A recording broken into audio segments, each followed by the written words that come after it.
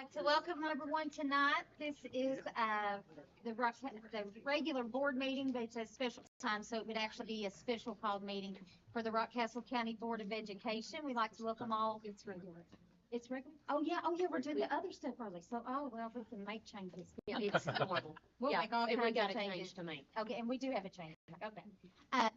We will go into closed session later on in the meeting, but I think that is pretty much after all the communication pieces, so that any of you that are here you don't have to stay forever, because we might get back here and talk all night. You never know. Order pizza. If y'all rather, we can do it first. Yeah. Order pizza, camp out for the night. But we would like to welcome everyone here. It's always great to see our staff come to our meetings, and when we get the opportunity to hear you share, it brings everything to light. So thank you for coming. The first thing on our agenda is a moment of silent prayer.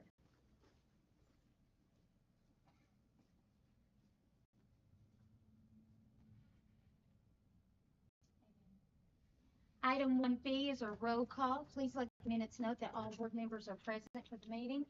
Item C is a reading of board team commitments.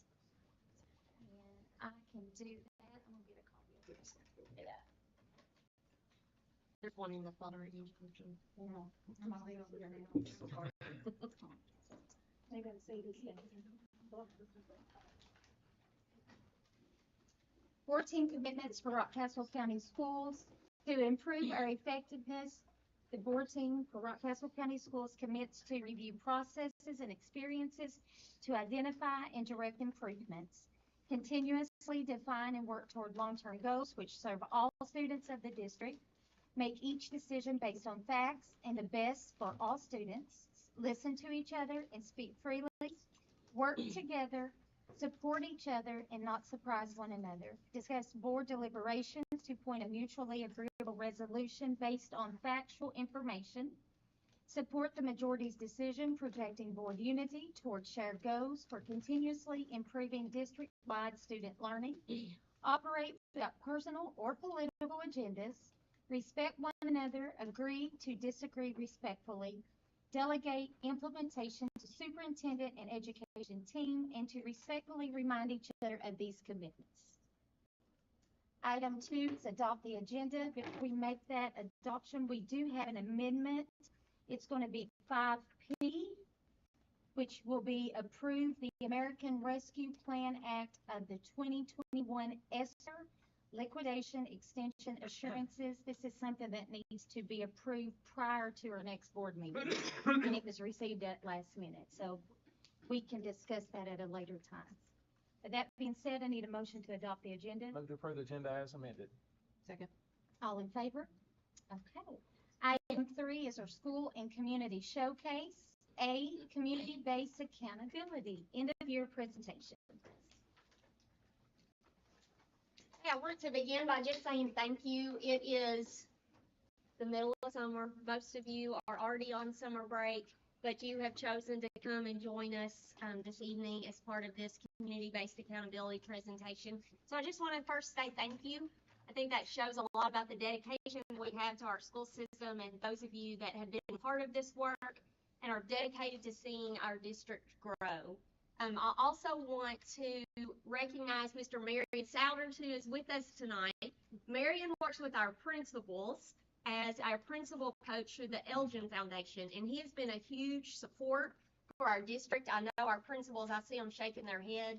He is our go-to, he is their go-to, and it's been a huge part of helping to encourage and support us. So I just want to thank you for taking time to come and be with us tonight.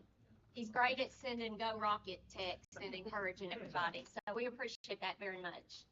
So we'll go ahead and get started. So I'm going to start this presentation the same way that we began almost a year ago, with setting the stage for why we are doing this. St. Paul's Cathedral in 1666, you know, there was the Great Fire in London. And Sir Christopher Wren was hired as the architect to rebuild this great cathedral. So the story goes that he goes to the work site to visit. And I want you to think about, we're getting ready to start construction on a middle school, so think about that. He's going to that, and we have deco in the room, so we have our architects with us. And he observes 3 bricklayers, one on a scaffold, one crouched, one half standing, and one standing tall, working very hard and fast. And he asked the question to the first bricklayer, "What are you doing?" And he replies, "I'm a bricklayer. I'm working hard to feed my family."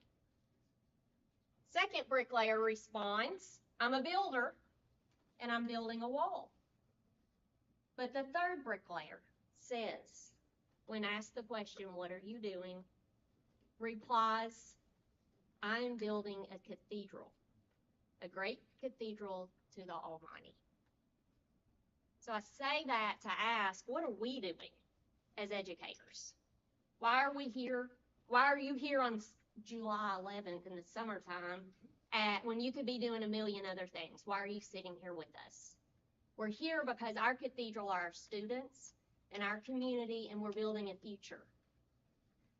So I want to set the stage for this work that we're doing because it is more important. We're not just laying bricks. We're not building a wall. We're building a cathedral to our students. And you think the people in this room, you are the people that our students rely on every day. You are the backbone of our education system. So that is why we're all here tonight.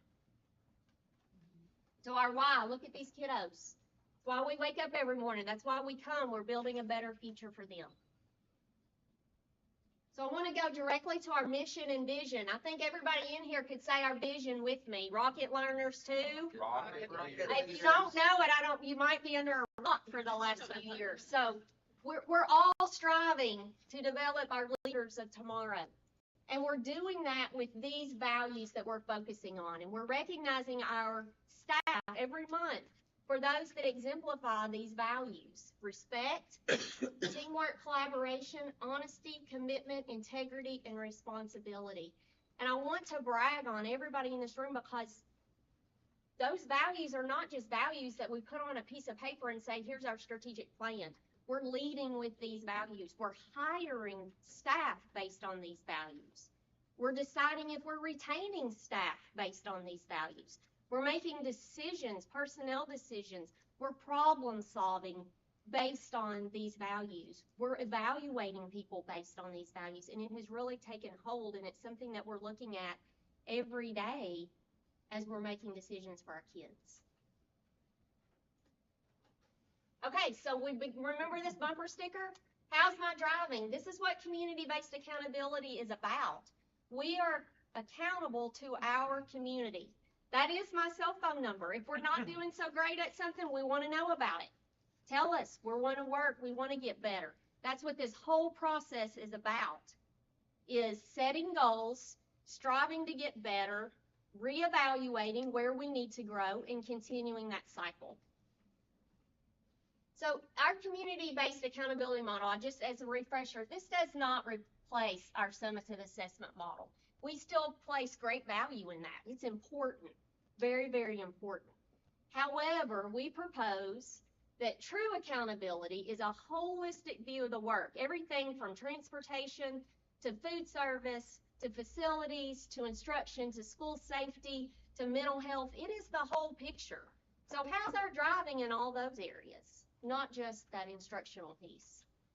So the 7 pillars that we have focused on for this work are student achievement, student readiness, fiscal systems, operating systems, community engagement and family partnerships, student support, safety and well-being, and professional learning and staff support. These are the pillars that we've built our system around. Now, I've asked Brandon, as just an example of the work that we are so excited about.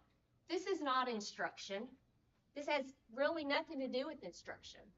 But when you see this, you will see that in this pillar of our operation system, this is something that's happening in our school district that we can all be proud of. And so, Brandon, if you can pull our video up. All right, this is a TikTok. Some of you have probably seen this. This is from our school cafeteria workers at the middle school. And I want you to notice what they're wearing, number one.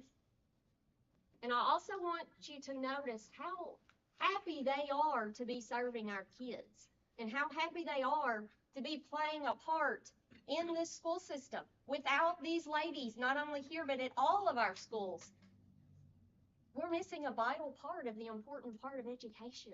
They love our kids, they're feeding our kids, they're caring for our kids. This does not show up on a state test. This, nowhere when you get those results does it say you've got lunch ladies that love and care about your kids that are taking time to make TikToks that get, Brandon, how many views? 15.5 million. 15.5 million views, and there's articles floating all over the internet about this. This is accountability. This is stuff that matters, that make people excited to be a part of Rockcastle County Schools. So Eric, I'll be quiet if you'll play that for us.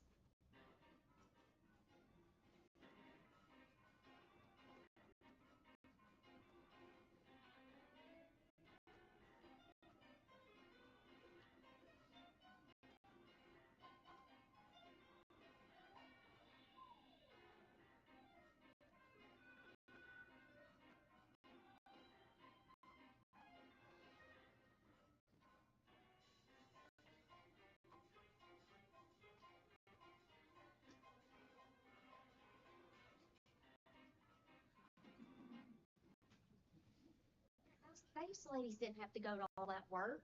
They need to do all that, but they're excited about coming to work every day. They're excited about working for Rockcastle County Schools, and we, everybody in this room, is working so hard to create that culture. And if you notice, they were wearing their shirts, Rocket Learners to Rocket Leaders. Well, they are leaders in this school system. So tonight, we're going to take just a little bit of time, and each of our department heads is going to come up, and they're going to share with you about their glows of their department, what is going well, what are they proud of, what have they achieved this year, and then their grows, because we by no means claim to be perfect. We have not arrived. We still have lots of growth.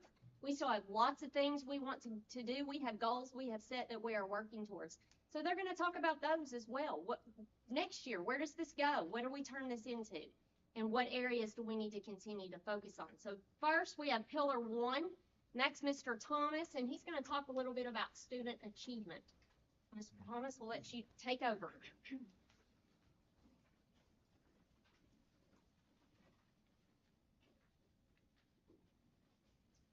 Well, good evening. It's good to be with you all again, and great to see all of you. And I see several of my pillar members in the audience, and so just appreciate you all being here as well, and your efforts in helping make this a success, and just great conversations that we had. And also want to point out Mr. Marion Souders as well.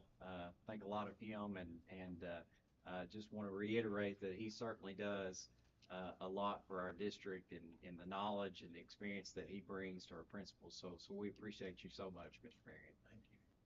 Thank you. And he was a big part of this work that we're going to discuss. You know, I have to say this really quick. When I was preparing my portion of this document and of this presentation, I mean, I was going through it, and if you've seen the document, I literally had to take just a few seconds to pause, because I thought, oh my gosh, there is so much work. There are so many resources that goes into making Rockcastle County Schools function. The work and efforts of so many, and just to be a part of that is great, and I really appreciate it very much. So with instruction, Ms. Carey, I want to reiterate what she said as well. You know, instruction is not the end all be all, certainly, for the kids that we have in the school district.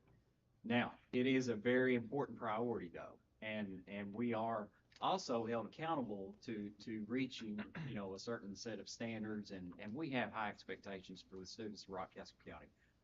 We feel like that our students can compete with any students in surrounding districts, any students across the state or really across the country for that matter. So, it was a little difficult to choose, just one globe, but, just thinking about, again, just what all has took place over the course of this school year, where we started in the fall.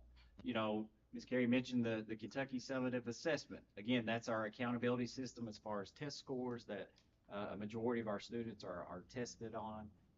Each spring, we're literally, still less than a month from just doing that, and we'll be receiving those results throughout the summer and the fall. But anyways, thinking back to where we were and how far we've come, I am very proud to say that every school in this district has shown substantial growth. And that's something that everyone in this room, anyone watching, should be very, very proud of. I think back to the district curriculum maps that was started very early in the year. As a district, and I had the opportunity to present to you all a detailed presentation as far as instructional updates and ongoings and so forth, and not to get into all of that, but curriculum maps was a big part of that. And we talked about for our teachers, as far as the organization and the planning and just the day-to-day, those are so important. And so, as a district, we revisited that whole process. And Mr. Souders, again, was a big part of that. All of the elementary principals came together and looked at specifically math and reading and making sure that those curriculum maps were updated, they were aligned to standards. That's something that comes from Frankfurt and from the Kentucky Department of Education. Again, with our summative state assessment, that's what our kids are going to be tested on. That's what we're held accountable for. So anyways, those curriculum maps is a very important part of that. At the middle school level and at high school, every teacher, related arts, science, social studies, every teacher updated those maps. And again, to have that standards focus is super, super important. At the elementary level, again, we were able to implement those high quality instructional resources, those HQIRs, as our educators know, and with benchmark advanced reading and ready classroom math. Those are green rated by the state, and we've come a long way with where we were when we first got those programs, and just really happy about that. The professional learning for our staff that we offer, I mentioned this in my last presentation. We have over 40 teachers and administrators at the elementary level that are participating in the Letters statewide initiative, and I think we're already seeing some of the benefits of that. I think that is just going to continue because we have so many just so early in the process. And so just looking forward to seeing where that takes us as well. The Kentucky Comprehensive Literacy Grant, that provides us professional learning in the areas of reading and writing, and so that process continues. As far as signaling progress, curriculum maps, again, every school, every grade level has been updated and has been submitted. Now, I will say, we mentioned this last month, that's an ongoing process. And throughout the last few months, a lot of our teachers have noticed that, hey, I need to make this tweak, or I need to make this addition or revision. And so we're going to continue that throughout the 24-25 school year. Mentioned growth, our diagnostic and universal screening reports that we have. We are showing growth specifically in math and reading that we're being measured at for all of our elementary schools and middle schools. The continued learning, the continued professional learning for 24-25. We mentioned the Kentucky Center for Mathematics partnership that we have in store. I'm going to be having a couple of phone calls Thursday to get down to the logistics and specifics of that. Math is an area, as we've mentioned, is one that we want to address and want to continue to grow in. So, and then, instruction aside, goes along with, Kagan student engagement.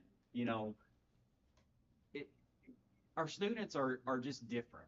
I mean, going to school now is not like what it was, even a decade ago or less. And so we're constantly, our teachers and our staff are looking for ways to keep kids engaged in school, coming to school with attendance and just trying to offer them the best opportunity that we can in their education.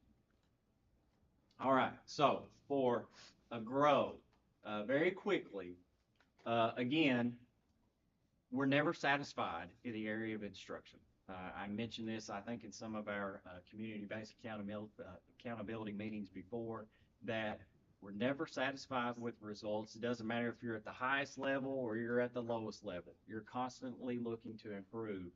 And so, as I mentioned, we had such an emphasis and such a focus on Tier 1 instruction, where we feel like the majority of Rockcastle County students should be on grade level. Realistically, we know that there's going to be challenges, and that's not always going to be the case. So we want to take the next step. And the way that we're going to do that is create a district-wide, multi-tiered system of supports. Again, educators know that is MTSS. It's a statewide initiative. And really, underneath the umbrella, it has academics as well as behavior. And I want to mention with behavior, sometimes you think of that as a negative connotation. That it's a discipline issue. That's all not always the case. But, again, our students are different, they're diverse, they come from various backgrounds. And so with this process, this system that we want to put in place, we want it to be routine, we want it to be consistent, and it's going to allow us to just continually target and individualize instructions to help our students succeed moving forward. So, does anyone have any questions? I always have questions. Always. Always. And I guess my question, there's been so much talk about aligning the curriculum to match the standards. Do you feel this past school year that we successfully did that, or do you feel like this upcoming school year will be the year that we will see more of the results as far as assessments go? Honestly, I feel like this past school year, we were able to do that. I think going forward, we're going to get more intentional as far as just continuing that progress. We're going to be ready to hit the ground running, so to speak, in August, and we won't have to do a lot of the work that we had to early in the fall. So, Was it too bad of a question? Was it? Mr. Thomas, I do have a comment.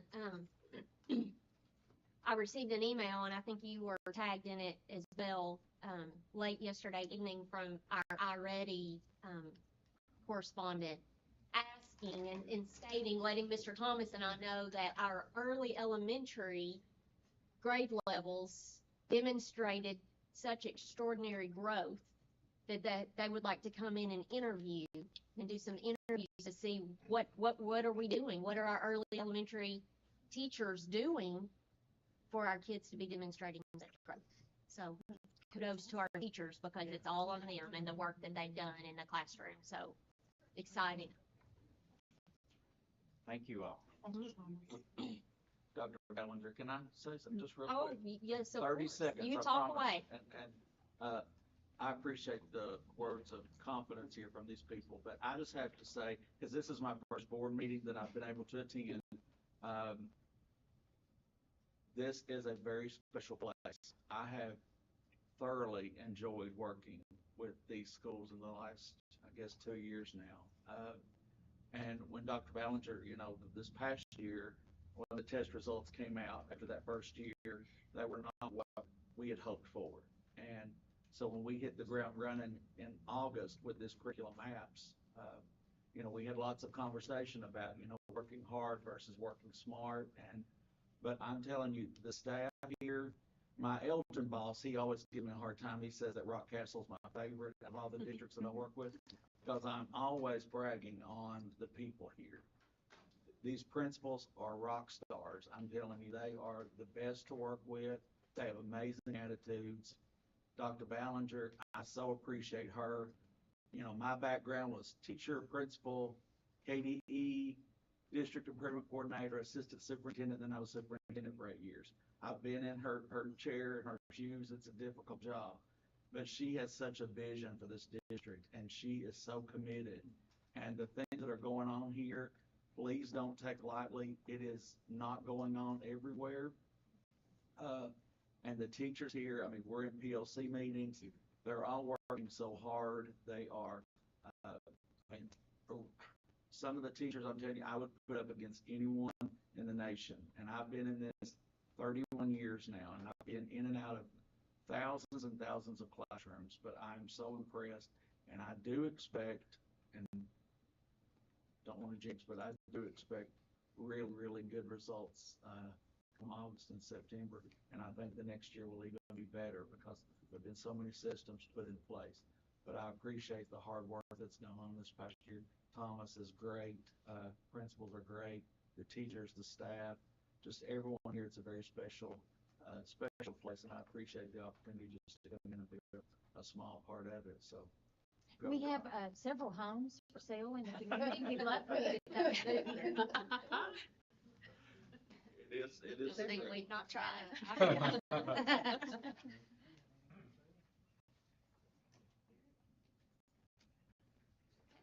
Pillar 2, Mr. Benny Blanton is not able to be with us this evening, so he has asked Savannah to be his speaker for Pillar 2. Yes, so with student readiness, as we started working in this pillar, we knew that we wanted to recognize all of the different milestones of readiness that we want to look at for students. So as we go through this, keep this in mind that sometimes our questions look at a specific area because we broke it down to look at kids when they transition from preschool to kindergarten. Obviously, kindergarten readiness is a really big milestone. We added second to third because we felt like it was one we didn't want to miss. Fifth, leaving fifth, going into middle school, leaving the middle school, going into their freshman year, and then obviously when our graduates graduate and leave us. So for our flow, we wanted to look at our key question of students leaving high school, whether that be for a college or a career. And we wanted to specifically look at the Area Technology Center because overall, post-secondary readiness among their completers with industry certifications, their end of program tests, and at least one dual credit class for the 2024 senior class was 90%, which is huge. And I know reading through this, just the fact that this 90% of students have their industry certification and at least one dual credit, they have a jump start whether they're going to go to college or they're going to go on into a trade. I know being married to somebody that works in a trade, he went to a school that had an Area Technology Center and he got to leave with certifications, and those alone helped him tremendously when he went into college and then, entered the workforce. So I think the fact that 90% of that senior class was able to do that was huge because, I mean, what more do you need to see that those kids have reached their readiness? So, and I know this is also what we looked at for our GLOW when we had like our mid-year meeting, and they've grown a ton from that standpoint. So I definitely want to touch on this as our GLOW. And for our GROW, we wanted to look at all RCS students, and we looked at having a attendance goal of 95%. So preschool, obviously we don't do attendance for them, but talking to our preschool teachers, they always have really good engagement. They never have any issues much with attendance. Again, looking at that second to third grade milestone, we were at 92%. Fifth grade is 93%, which is super close to 95. Eighth grade is 92%. And then our seniors were 93%. And this was for the whole 2023-2024 school year. So even though we didn't meet the goal, we were super duper close. And I wanted to make sure and look at this as our GROW because we've also added programs this year like the Pritchard Committee that one thing they're looking at specifically impacting is attendance. So I know that, 8th grade and 12th grade will look a lot different next year. But even though this is our GROW, I want to touch on a GLOW that I noticed as Mr. Benny and I worked on this. At our mid-year meeting, our 12th grade students were only at 90%. So for seniors, I felt like that was huge, and I'd say Mr. Rupert can definitely attest to this. Seniors, they're getting to their limit, we're losing them. And I know at our Pritchard meeting last week, JD said that, his seniors, he saw more seniors the last week of school than he has ever seen. So even though this is our grow, I also wanted to give some kudos to our seniors because I felt the fact that they went from 90 to 93 was huge. So I know with having the Pritchard committee in place and just all the efforts all of us use, we'll be able to continue to grow this because we all know the first step to getting kids ready for any transition is getting them in the buildings. But we seem to be doing a pretty good job at that. But You're prettier than Betty anyway. I appreciate Savannah talking about attendance. It is amazing the senior improvement, like night and day from last year. And I think there's a lot of reasons for that. I think there's some systemic things I know. There's some systemic things that we did to improve that. You know, the high school this year, the last of the year, they did some things also that I think helped with senior attendance and overall attendance for the last week at the high school. It was insane. I think you all had 94% a couple days. And I think there's some specific reasons for that. So we appreciate them very much. So I appreciate a couple of my pillar team members being here. And again, this work, as Thomas said, it's a result of not me, not even our pillar team. We identified things that we wanted to improve, but the work that we see here, the glows that we see is a result of working with principals, working with teachers, working with the Friskies, for everybody coming together to improve our overall system approach. So one of the questions I wanted to highlight as a glow was, to what degree do Rockcastle County students are provided with opportunities to participate in clubs, extracurricular activities? And so we know student engagement is so important. It's important for instruction. It's important for attendance. It's important, obviously, for everything. If a student is engaged, they're going to want to come to school. They're going to do better at school. Their mental health is going to be better across the board. And so we want to look at this in particular and see what opportunities are there, how can we expand those opportunities, how can we remove barriers that might be there for extracurricular opportunities. So there were several things that we did at the very beginning. We wanted to track those. And so I know Miss Smith she polled the middle school and put together, it's just some great data that she brought to our second meeting. And that was fantastic. Mr. Bustle brought together, of course, he's not here. He's, I think, on the beach. But deserved his break, I guess. Jealous. But he brought together the things that the high school were doing. And so Miss Melissa Fairchild, Roundstone, brought all our school representatives, brought their data. And so we're able to see, okay, what percentage of our students are engaged in some kind of activity. It doesn't necessarily have to be a sport. It could be a club. It could be a variety of things. And so we looked in particular at Roundstone's Club Day. Mr. Bishop started that a couple of years ago. Miss Coleman has continued that. And I was always so impressed when I would go down there on Club Day. Y'all probably heard me talk about how awesome it is to see what they do. One of the barriers is some students don't have transportation. They can't stay after school. We can't provide buses for everything that we do, can we, Ms. Robbins? So what can we do to provide opportunities during the day to get students more engaged and open their eyes to other activities? And Roundstone, with Ms. Debbie, I think you all got 8 clubs, is that right? 8. And during that time, they have the Frisky coordinator, Mr. Coleman. He comes in and does a football club in Caden, and all of your specials teachers. And that provided an opportunity for the teachers to meet and have their planning meetings, have their PLC meetings a couple hours during that time when kids were going to clubs, and their schedule was phenomenal. And so one of the things I wanted to do was allow schools to model that success. So I drug Miss Sandy McClure from Mount Vernon over to Roundstone for one club day, and Miss Angie King. I said, y'all come see this, come see what they're doing down there. And so we wanted them to see that success, that successful model, and try to be able to model that. And so what's our progress? Well, Roundstone's going to obviously continue that. They're looking to expand with their Frisky next year, some opportunities that are there, again, during the day for students to get involved in things that otherwise that they wouldn't be involved in. The middle school is exploring a club day for next year. Had a lot of conversations. I know Miss Smith has. I know Miss Angie has with Miss Willis about what that's going to look like for them next year. The high school is going to continue their club day. Miss Erin Grace, I'm glad to see her here tonight. And was it your capstone for your DPP and she did a capstone project on the impact of club day and attendance, kind of merging my two things tonight I'm going to talk about. And the work that she did was phenomenal. And she brought that to me and I think presented that to her site base, kind of opened my eyes up to the impact that was having at the high school. And again, she provided that analysis. Mount Vernon's planning to begin a club day. They've got some limitations. It's a large school with space and trying to provide, for 600 kids, that many clubs. It's not an easy chore, but I appreciate the work that they're doing in planning that. Broadhead, Mr. Nick's here, they began that in January, and it's awesome. My wife did a club, and she looked forward to that. And Broadhead, unfortunately, doesn't have art. They don't have an art class.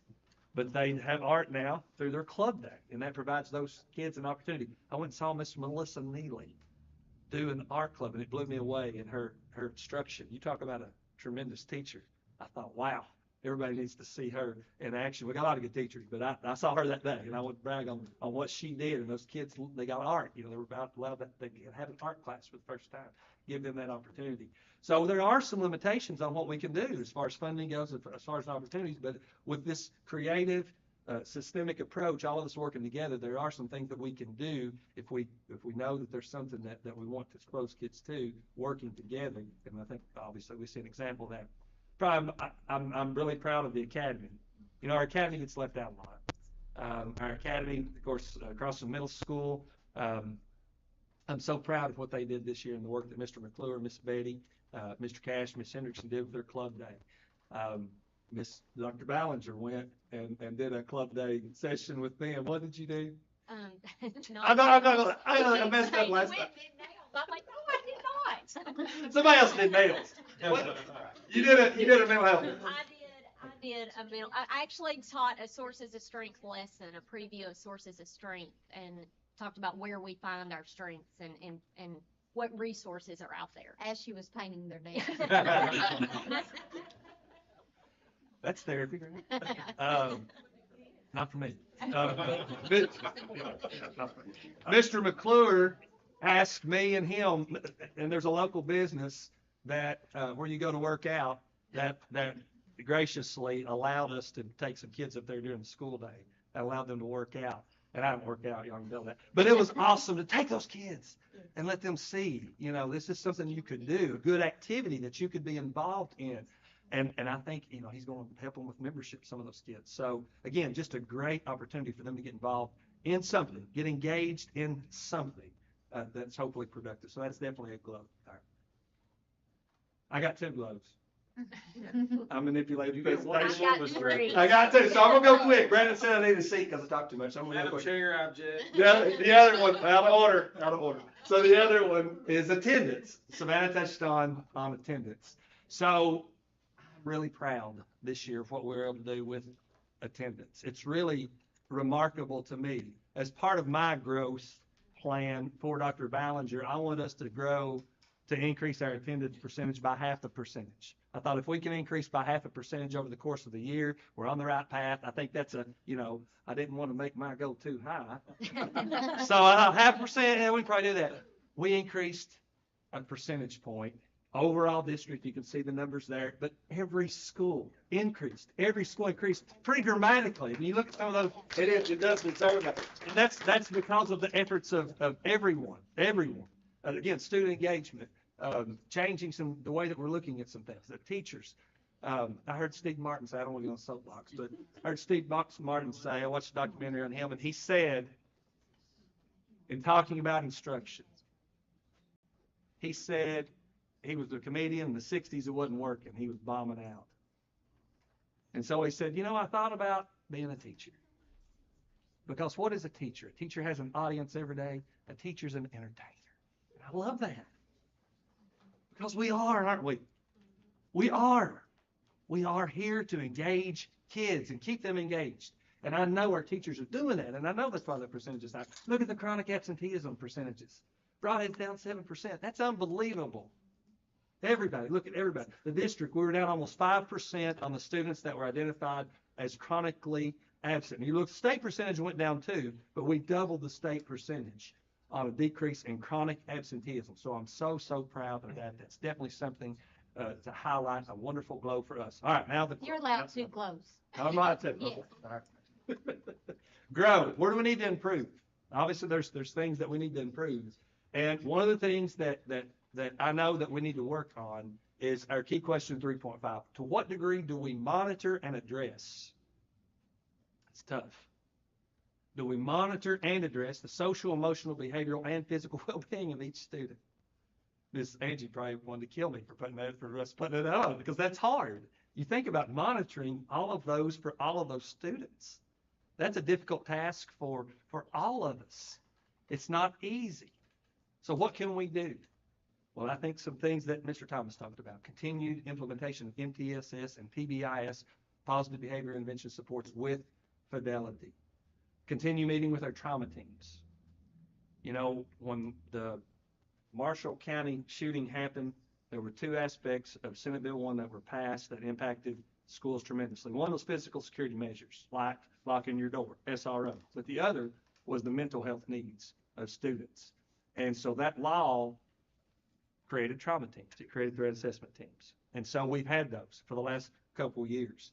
And we meet. But I do think that we need to work on those trauma teams. That there was legislation passed this past year where now our trauma team reports have to be part of the CDIP and the CSIP. So we're going to have to get more specific and strategic in some of our trauma team work, and in particular on some of our interventions. So what are we going to do?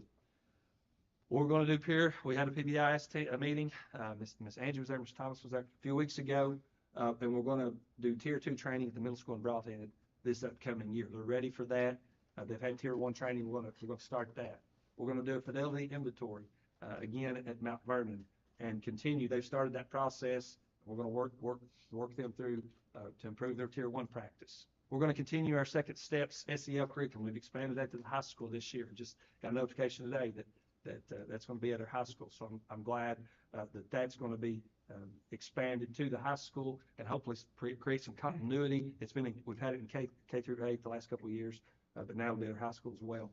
We're going to begin exploration of Leader in Me, that program at all of our schools. Really excited about that work, and we're exploring it this year, but it's based upon Stephen Covey's book, The 7 Habits of Effective People. What are the habits that lead to good character, that lead to success, that lead to efficiency, that lead to motivation and help us turn these students into leaders, rocket learners to rocket leaders. This will help us get there, and I'm really excited. I've been reading the book this week, so y'all can tell. I've been making notes. Danielle, she's tired of me talking about it. So trauma teams, so what we're going to do? So we're going to try to create that more uniform template. Miss Melissa Fairchild does a fantastic job with their meetings. I'm probably going to steal her too because she's on her pillar team, because she does a fantastic job with that, trying to schedule those meetings, be more specific with our students in each tier, be more specific with our interventions for each student so we can monitor. And that's the goal. So that's our grow for next year. So I'm done. I want to thank you for your focus on attendance, because you have driven all of us. You've driven this whole district. You've driven I driven principals. people crazy about it. It has paid off, and we appreciate it. I know it's hard. I know it's a challenge, and it is. It's not easy. It's a tough problem to tackle, but we know that it's so important for everything else. So thank you all. I have a question, Marcus. Yep. You know, you were showing the phenomenal growth at the academy in attendance. I mean, that was just amazing. But I guess looking ahead, because we're getting ready to hear from DECO, you know, we're going to start this project. I know we're going to have some middle school students over in that building next year. I'm assuming that's still the plan. So do you think that'll affect attendance? I don't think it'll affect the academy at all. Of course, the middle school 6th graders will be on the right side of that, and so the academy is on the left side. It's really kind of self-contained there. There's 2 classrooms, but there's 2 doors. Actually, you have to go through 2 doors to get into the academy section of that building, as opposed to where we've housed My Rock Online and done some other things in the past couple of years. So we're fortunate to be able to have that. I appreciate Trent, all the work that he's done, you know, on that plan. So I think we'll be fine. Because whatever they're doing, they need to continue doing it for sure. Yeah. It's amazing. It's you know, it's been a wonderful couple of years, and those kids are you know, they're special to me and I know all of us, but you know, we've got to help them, help all of them be successful, of course. So All right, thank you all.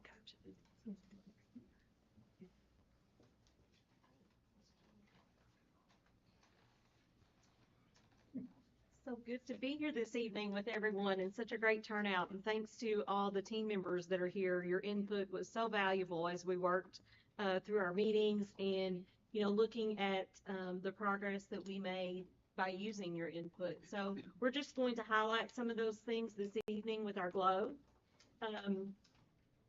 Our district does so well with being financially responsible. And it takes every single person making wise decisions with our resources.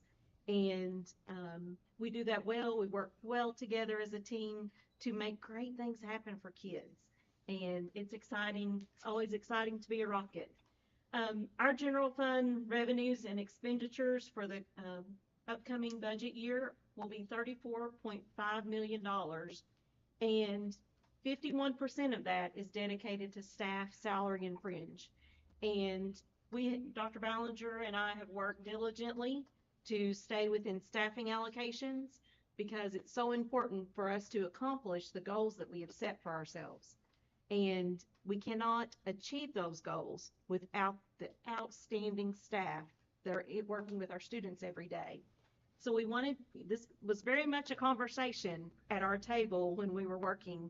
Our team members that are here, Miss Erin, Miss Debbie, Miss Becky, Miss Jenny, we all really talked about, it's not just staff want to be financially compensated for their efforts, but they also want to be recognized for their efforts.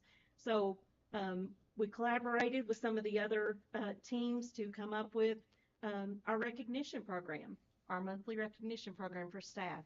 So that has been outstanding. But we wanted to make it a priority to compensate our staff. So Dr. Ballinger and Mr. James might not have appreciated my 10 o'clock ideas of like, we've got to do this. Supporting Rocket leaders. And we had some late night conversations and we're like, we're going to do this. We're going to make it happen. And we were able to achieve a 4% raise for our staff, 10% over the last 4 years. We've had to make very wise decisions with our funds in order to make that happen, but it was a priority. We also, in the prior years, have given a $2 an hour increase for our classified staff. You'll recognize across the state, that's a trend that's across the state now. I think we were very early on in doing that, because we wanted to keep the quality bus drivers and cooks and instructional assistants that we have on staff in our classrooms. And we've held on to them, and we're excited about that. Supporting Rocket Leader rank changes. Miss Jenny and I would often have a question. Okay, it's December. I'm completing my rank change. When do I get my raise? And we would have to say, well, not until next fall. So with this year, we're changing that. We want to encourage our Rocket leaders to pursue further education, advance their degrees, and not just certified teachers. We're doing this for our classified staff as well by adding, growing our own. We now have pay increases if you receive an associate's degree as an instructional assistant, a bachelor's degree, or teacher certification. We want to support them as they're pursuing that teacher certification, because we have outstanding instructional assistants in our classrooms who we need in our classrooms as teachers. And many of them are pursuing that certification. National board certification. We have many individuals that are nationally board certified, but they may become an administrator and they lose some compensation, because they know we did not have a means to give that to them. We can now, no matter what position they are in, as long as they maintain their certification, they will receive that compensation. Bus driver pay. Our bus drivers did not earn as much money when they drove a field trip as they did during their normal bus driver route. This was one of the goals that Mr. Ken and I have had for a couple of years. And he and I joked one day, I'm like, okay, have we achieved everything we had on our list? So we've had a couple of things that we've tried to add and knock away at, to support our bus drivers. Many districts, if you follow other districts, and I follow several, you'll see them post, we are not running bus route 1050 today because we don't have a bus driver.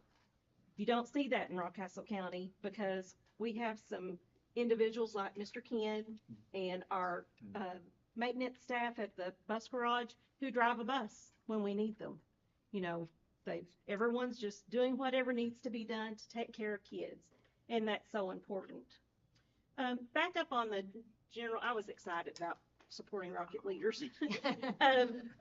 But 51% of our general fund goes to staff. Instructional resources and operations and facilities, $7.4 million. The balance of that's just to operate school. The balance of that is on behalf payments, $9.3 million. That's paid for by the state, but we have to record it in our budget. So that equals $34.5 million. We would like to have a lot more, but we are thankful for what we have and how we utilize those funds.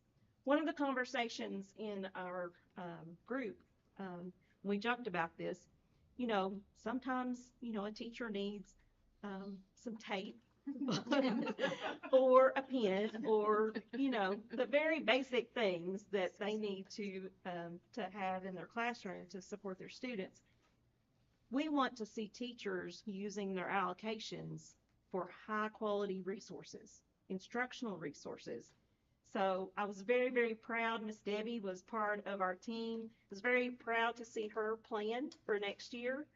She's adopted some of our conversations, it's little supplies that we need.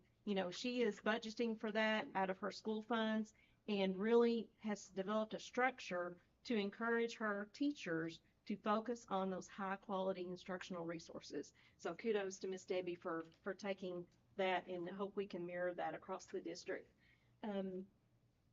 Our starting salary for a number of years, we have those small percentages, we have inched toward $40,000, which is not enough for a starting teacher pay, but we have arrived. And we have to celebrate our small achievements. But $40,654 is our starting salary. We're going to continue to evaluate that. We're constantly looking at the salary schedules of those around us. This is a year that we've seen lots of changes in many districts. So we want to continue to look at what we can do for our first year teachers. Up to a rank 1, 30 years, $64,000, 696. So being a teacher is a good job. It's a good schedule. Many go into education when they want to be on the same schedule as their children. So working in Rockcastle County Schools, Mr. Marion mentioned, it's a great place to work, a great place to live, and we're proud of what we're able to achieve. But we have many more things to accomplish. The finance team has been working diligently at what we can do to be more efficient, and we have really challenged ourselves more than anything to look at our processes and what we can do to be more efficient in what we're doing, how we can look at how can we save more money to put more money in our budget. So we've grown a lot as a team this year. We had professional development for ourselves has been a priority. It's hard to chisel out the dates that we can make that happen, but we're focusing on that and continuing to do that. We have purchased 2 new components for our Munis change to ERP enterprise systems. So we've purchased 2 new components that will enable us to put more modules down at the school level. It's just going to take a few more steps to get that implemented at the school. We have lots of technology support needs for Brandon's team. I haven't broken that to him, but there's lots of things we need to build behind the scene, much more than I realized. So we're going to probably have to push that date, and we're going to have to continue to grow in that area. But we are looking at some sign-on, like, when I lost the name, what's single sign-on for, things like Amazon and some of our vendors that we'll have that ready to go when school starts. That will make our processes much more efficient. So we really want to continue to grow and make things better for the end user. And just want to tell all of our staff, we hear you and we're listening, and we want to continue to do all we can to support. This administrative team goes above and beyond. We are all working together to look at grants, and grants are a very, very important part of our budget. Rockcastle County Schools does grants very, very well. We execute them with fidelity, which I think is important. And I think every single person on our administrative team has been involved in writing a grant to help support the needs, many which have been developed as part of our community-based accountability. So we're hearing what our needs are, identifying those, and looking for other funding sources besides our general fund to achieve them. So thank you to all the team members, and thanks to everyone that, is contributing into continuing for our growth. It's exciting to be a Rocket. Miss Yes. Jenny, I have a question. You've been doing this for how many years now? And I always 8. find 8. I know, like, when you first started versus now, that increase in grants that has allowed all of these opportunities. Yes. Would you just kind of touch on, like, when you started out, how many dollars versus now what you receive? I mean, it's a big, big difference. It's a big difference. It's a significant difference. Probably the most significant difference is the number of staff that we are supporting through grants. Save the Children alone has been such a significant impact.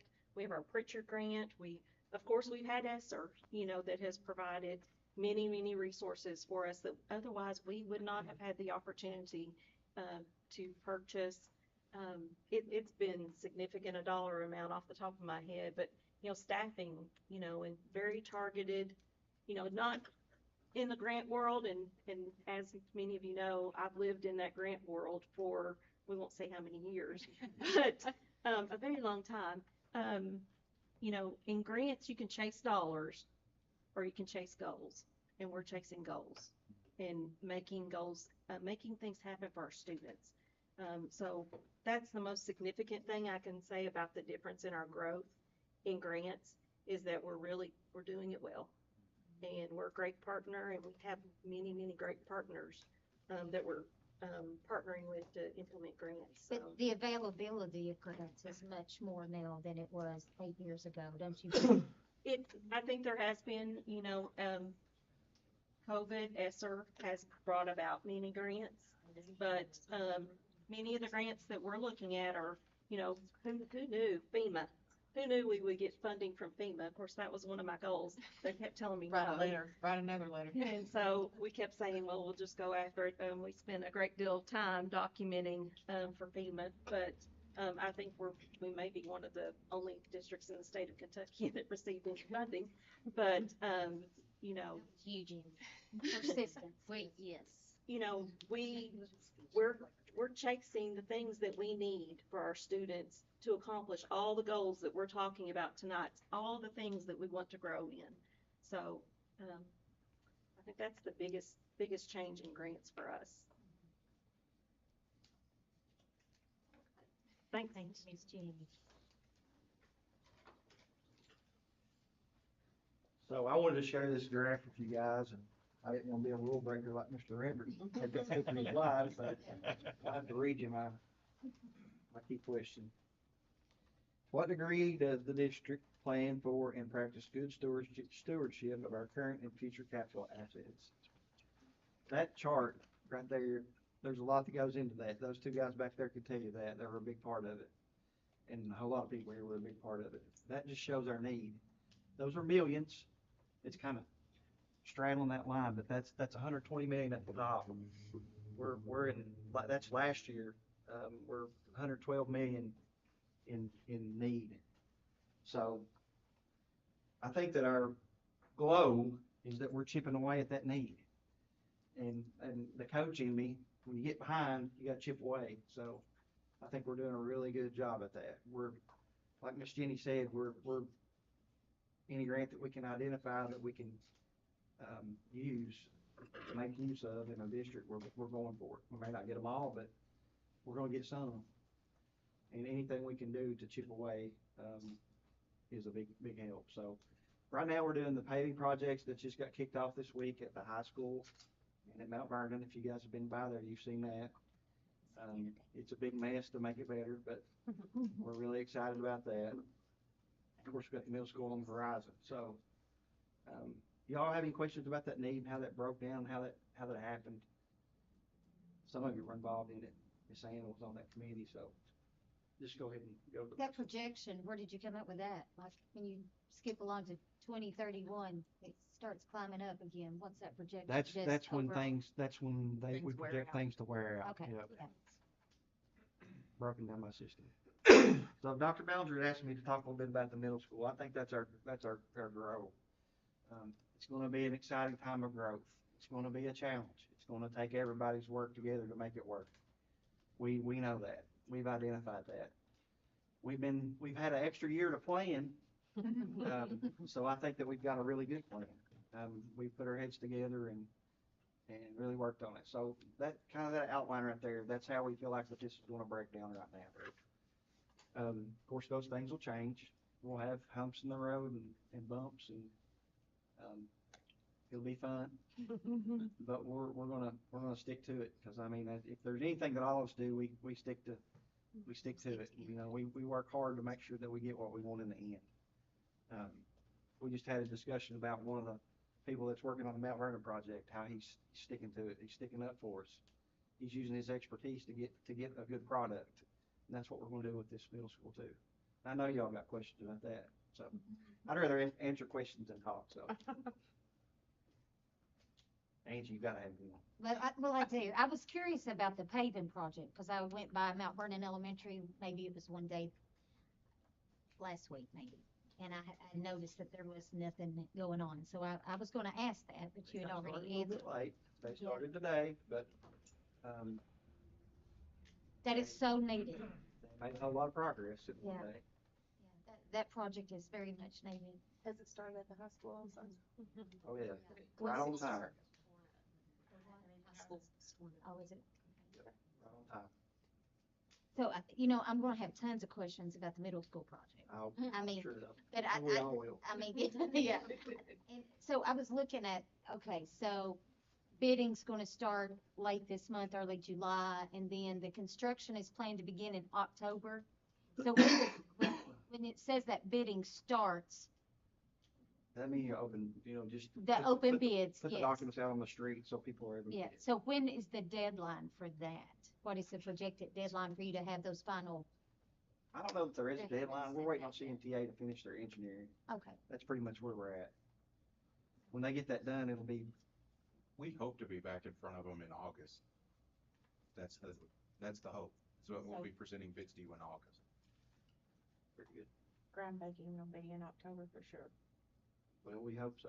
Sure hope so. That's the plan. You can't say for sure. I can never say that for sure. well, I think this middle school project, you talk about growth, I think that this is just gonna be a huge,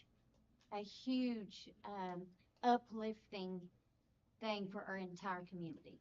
I think that, so I also think that you're gonna hear a lot of negativity during the project, because no, people don't see the final project. They don't see ahead, they only see the now.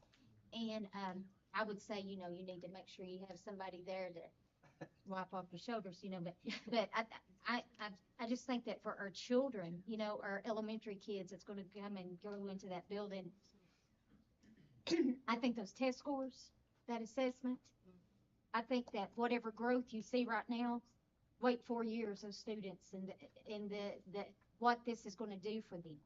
Walking into a new building and the excitement. I mean, it's just like getting a shiny toy at Christmas as a child. You get, it's just, it creates an excitement within you. And I look forward to seeing what it's gonna for our kids. I mean, staff too. I know you all are excited, but I mean, just that, I can't wait. I hope that I am given the opportunity to be at that middle school when they open it up for our children, because I want to watch, especially those 6th and 7th graders, and they're coming in there. I want to watch their faces. I want to see their eyes. I think that, Or that even is- the difference from the kids that have already been there. yes, I Just- think it's going to be great. What's I- different? How amazing. You have a lot of pressure on your shoulders. No problem. Okay. Chris can handle it. Okay. We expect to open it in August of 26. Is that the, First phase. Well, I mean, I think the first phase we expect to be completed sometime in the spring of 26. And then we'll be ready to move in the fall. Now, that's gonna, to end, Stephen, what do you say, 32 months? So we're thinking 32 months to get completely finished. But that first phase will have a whole lot of classroom space in it. I think I mean, I don't think we can do this till we have bids. I know there's a lot of things, but I think there's a lot of questions in the community about the phasing plan and what that's gonna look like. I think that's gonna be important to share this summer probably, and especially as October approaches. And then also, I think it'd be great if we reposted the video of the building and the overview. Just, I feel like there's a lot of people that missed it the first time. They're starting to ask questions since we're getting close that would like to see that. And I think when you see the product, it helps understand that a parking problem is going to be okay for a year or two. For sure. We'll definitely have to wrap that up as And we move forward. And I have to ask this question too. With all of the excitement and work on school property, are there any plans in place as far as it not being a hindrance to instruction? Yeah, absolutely. I mean, okay, would you care to share? Well, I mean, we're already working to get that space ready for the 6th grade team that's gonna move over there. We've got a good plan for that, and you know how Miss Jessica kinda wants it broken up. And then, once that construction starts, it's gonna be walled off on that end. It won't be, So it's not gonna be something that they will even know what's going on. They're not. not likely, because there's no instructional space close to that, if you think about it. I mean, it's cafeteria, the kitchen, the gym. I mean, the gym would be the only instructional space. And you got the stage, so they shouldn't even know anything's going on, I wouldn't think. Okay, I have one more question, then I'll shut up, and everything else I'll ask you some other day, okay? Having all of these, new individuals on school campus, have we thought about any added security measures for safety concerns? Because be- I'm sure there's a whole lot more people that would be on that campus, so. Sure. Well, there'll be inside construction fence, one thing. Like I said, there won't be any access, period. They for won't be in the students. building around students at all. And they'll have to be, I mean, that's a state They'll law be that they vetted. have to Yeah. be vetted and meet requirements, so they can't be on campus. I said I didn't have any more questions, I just had one, but I'm not gonna ask it, because I told you I didn't have it. Thank you. Write it Thank down. you, Trent.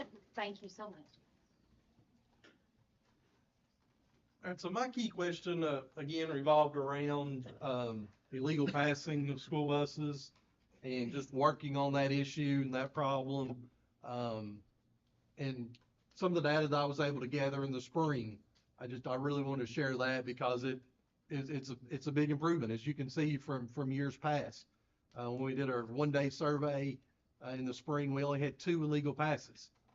And that, as you can see, that's a way smaller number than what we've ever had before. Again, we recognize that's one day, it's one day. And the other thing that does make me feel good, both of those did occur in places that we expect them. It's not unusual where those were happening at. So that was definitely a glow. I'd like to think that all of the PR work that we did back in the fall and just bringing attention to this and making people more aware of it has made a difference. Prosecuting a few of these, I'd like to hope maybe has made a little bit of difference. But at the same time, Dylan, you go ahead and move on. At the same time that it's a glow, it's also a grow. Because I had 13 illegal passes this last school year that either a license plate number was reported to me or it was observed by an officer. In addition to many, many others that, a bus driver called me and just told me about, and we're just frustrated and need somebody to talk to. So I say that it's still going on. It's still happening. It's still an issue. It's still a problem. But hopefully it has gotten better. At the very least, I now have a real good process in place between our SROs and the county attorney, so that we can prosecute these if we do have enough information. We're continuing to buy buses with stop arm cameras, which is a good thing, but at the same time, that's created some grows as well. There's a learning curve with those that we're learning and gathering more information with. So that was the main thing I wanted to work on, and there's still work there to be done, and we're going to keep working on it because we know it's a problem. If you stand outside these doors right here every afternoon at 3:20, you don't have to stand there very long to know what's going on and what's happening. So if it's happening here, it's happening other places as well. So it's definitely something we want to work on. Any questions about any of that along those lines? Also, go ahead, Mike. I know we had a consulting firm looking at bus routes. Have we gotten any data from them yet, or is that? Yep. still So in process? that's my next Okay. one. That's the school transportation system. That's the company that we have entered into a contract with. And we started that process with them this past semester. And one of the first things that we did was we wanted to do a bus rider survey. We want to know how many kids are actually on the buses. You go ask a bus driver how many kids ride their bus, they're going to tell you every single kid that rides their bus, whether they're on the bus or not. That's just human nature. That's what they're going to do. But we know in a typical day, attendance, comes into play. So you're probably looking at 90% of that. So we've got numbers. We've got numbers that were done by our teachers. Our teachers went out to every single school bus for 1 day a week for a month, and they counted. They counted each individual student and reported that back to me. I had the drivers to do that as well. It's just more data, more information. And I've passed all that along to school transportation systems, and they're gathering that data, and they're working through it. They've shared some of it back to me where they've compiled it and put it together and give me some averages and stuff so I can see some trends and learn a little bit from that. Now, the other side of that is to really, truly make this all come together, we've got to have GPSs on our school buses. Every single bus has to have a GPS so we know exactly where the bus is going, exactly which roads it's going down, and exactly where the door is opening and it's closing. And we've started that process as well. We've applied for a grant that will hopefully provide us the funding to get that on all of our school buses. So once we get another year to gather more information, hopefully have those GPSs, then we can continue to work with the school transportation systems to come up with some more efficient ways. I really don't want to get into too many specifics just yet, but the potential is definitely there to come up with a fair amount of savings. Is that GPS requirement, is that a mandate? Or No. is that just something to be more efficient? It's required from school transportation systems for them to be able to do what they need to do. Now, it will benefit us in many other ways. I mean, I got to try out one for like a 3-month trial on one bus that had it, and it was very helpful just to look at that and see how it worked, how the software worked, what you can do with it. And I'm sure there's a lot more that could be done that I didn't learn in those 3 months, but there's, just the possibility that somebody at the school could get a phone call from a parent, hey, where's my kid's bus at? And they could go look at this program. Well, it's on Lambert Road right now. It'll be to your house in, 5 minutes or 10 minutes, just little things like that. Speeds. It'll tell us exactly how fast the school bus is going at an exact time. So, How many current bus routes do you have? so right now we're running 44 daily routes. 4 of those are special needs routes. So 40 regular routes. I did mileage the other day, and our odometer mileage for this last year was 557,000 miles. Wow. Quite a few miles. Any other questions? Thank you. That's it. Thank you. Mr. Bishop's out, so I'm gonna talk for him. We did follow the standard PowerPoint template. The next time I'm gonna ask Chris to make us both a TikTok. Just have a TikTok next time. So his question is, to what degree is food service department meeting student nutritional needs and preferences? So he's got two sections for that. For the preferences, he's done several surveys, seen some of the results of those surveys. And then as a result of that, he is implementing those foods into the menu, which I think is really neat. If you gotta know who you're serving, you gotta know what they want. Asian dumplings, it shocks me that many kids like it. But without doing the survey, he would know that. They like it. It's pretty good. Garlic parmesan wings sounds good, but and probably pretzel dogs. Now that I believe, because that I believe a lot.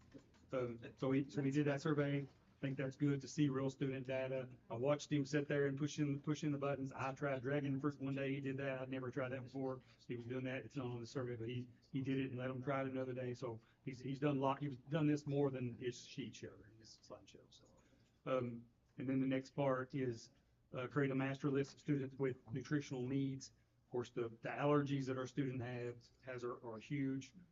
He knows that we have 84 students with specialized allergies. And he knows that because he created a sheet and has those lists that the managers can update, staff, multiple people can update that list. But I'll go a step farther. He didn't say that, but we all know that our lunch ladies know those students and know those needs. They're on that list. That's important. Having that data is important. But we know Patsy, when she makes her TikTok, she knows that kid can't have peanut butter because she knows that kid can't have peanut butter. So I think that's important too. That's a great signal that we know our lunch ladies know that. So that's his glow in there, which this thing went where I was looking. So when I look down, but to grow, to what degree does the food service department meeting nutritional? I'm reading number one. Okay, same one. Meeting student nutritional needs and preferences to create a healthy learning community. Needs a need. He wants breakfast numbers to go up. We know it's important for kids to have a good breakfast, and so he knows those numbers are low. They need to go higher, and they're pretty good, but you can always get it to a little higher. And then so we talked about that, and then his needs. Most people probably don't know, and I don't know much. Jenny can tell us, but food service is basically its own little entity that lives in its own little world. So there's a whole lot of financial aspects in food service that if I have the same question, I'll just say, hey, Jenny, tell me all the answers, and that's what she does. Right? So it's a little bit unique for food service. So he knows that he needs to grow in that way, and I know that he plans to attend some trainings. He told me that he already has some training scheduled for this summer to work on that and get better in that area. And then cafeteria culture, I think TikTok is a great way. Some of those 15.5 million hits are from kids who hope that their lunch lady is as cool as Miss Patsy. So, but then he also has other plannings for leadership meetings for cafeteria workers. Plan leadership is important in every area. Sometimes I think maybe the lunch ladies get forgotten a little bit, but I think it's just as important there as it is anywhere else. So that's Chris, and then I'll go to the next, the most important department. And that is the technology department.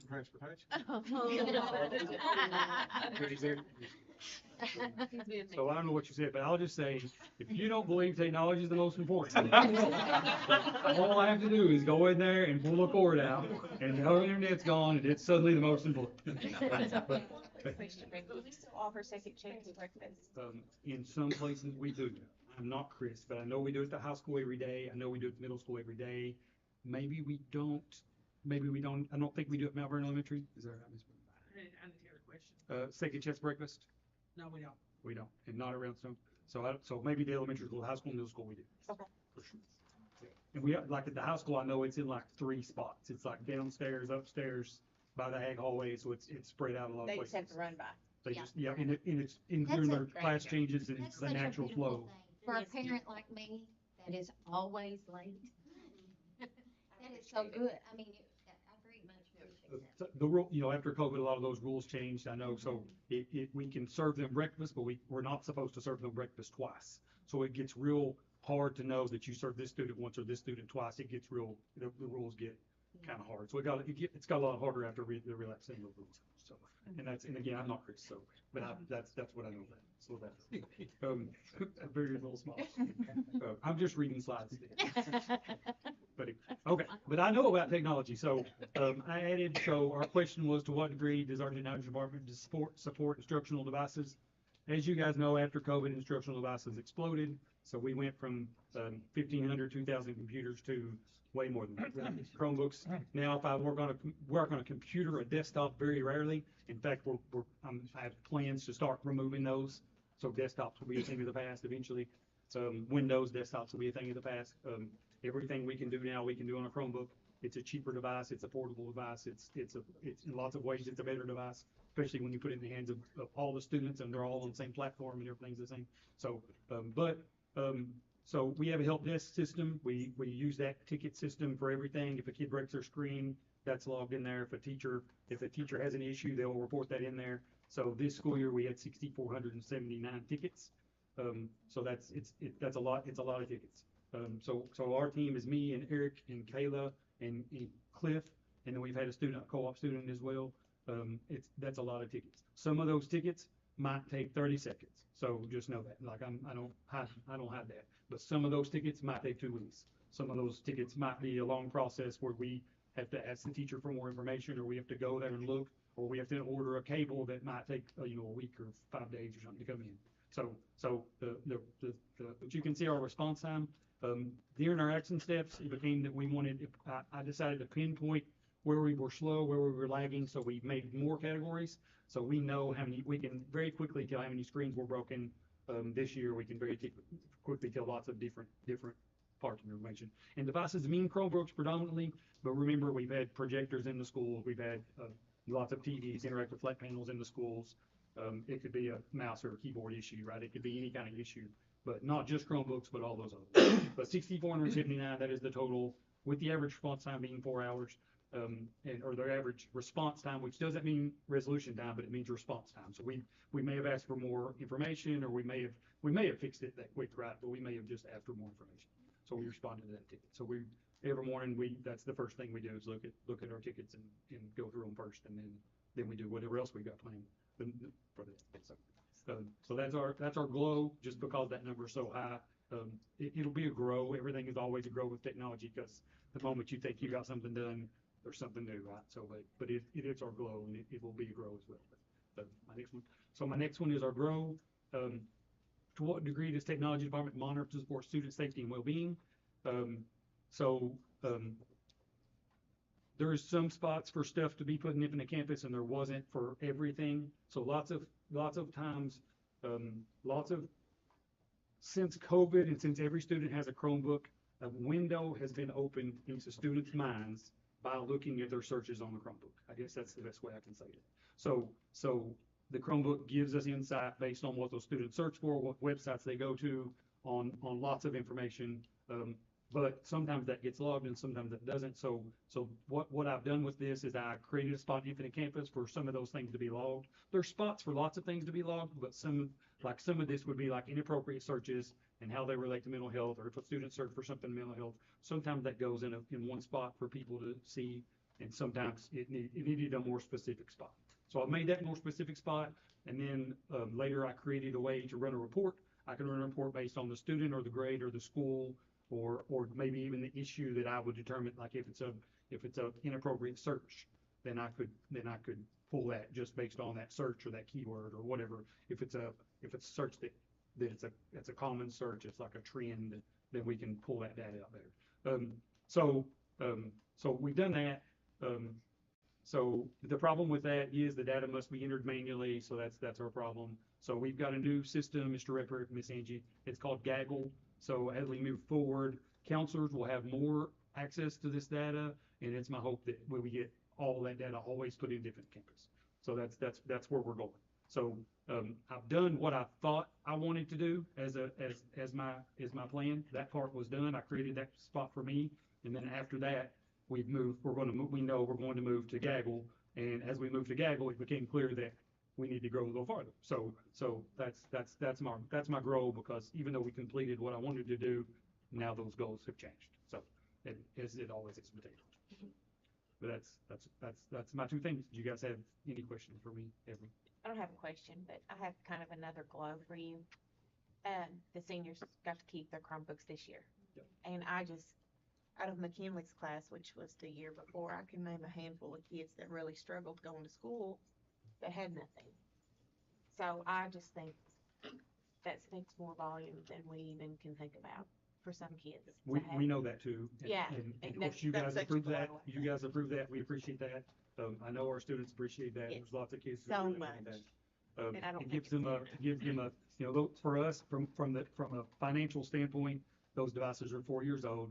They don't have a warranty. They're near the end of their life, right? And if I took them, they would be replacement screens and replacement keyboards, you know, so wouldn't be better, It their means device so is much working, to them. you know, I think, Yeah. yeah, And we're really that's a excited. blow. about it. So, Yeah. All right, thank you.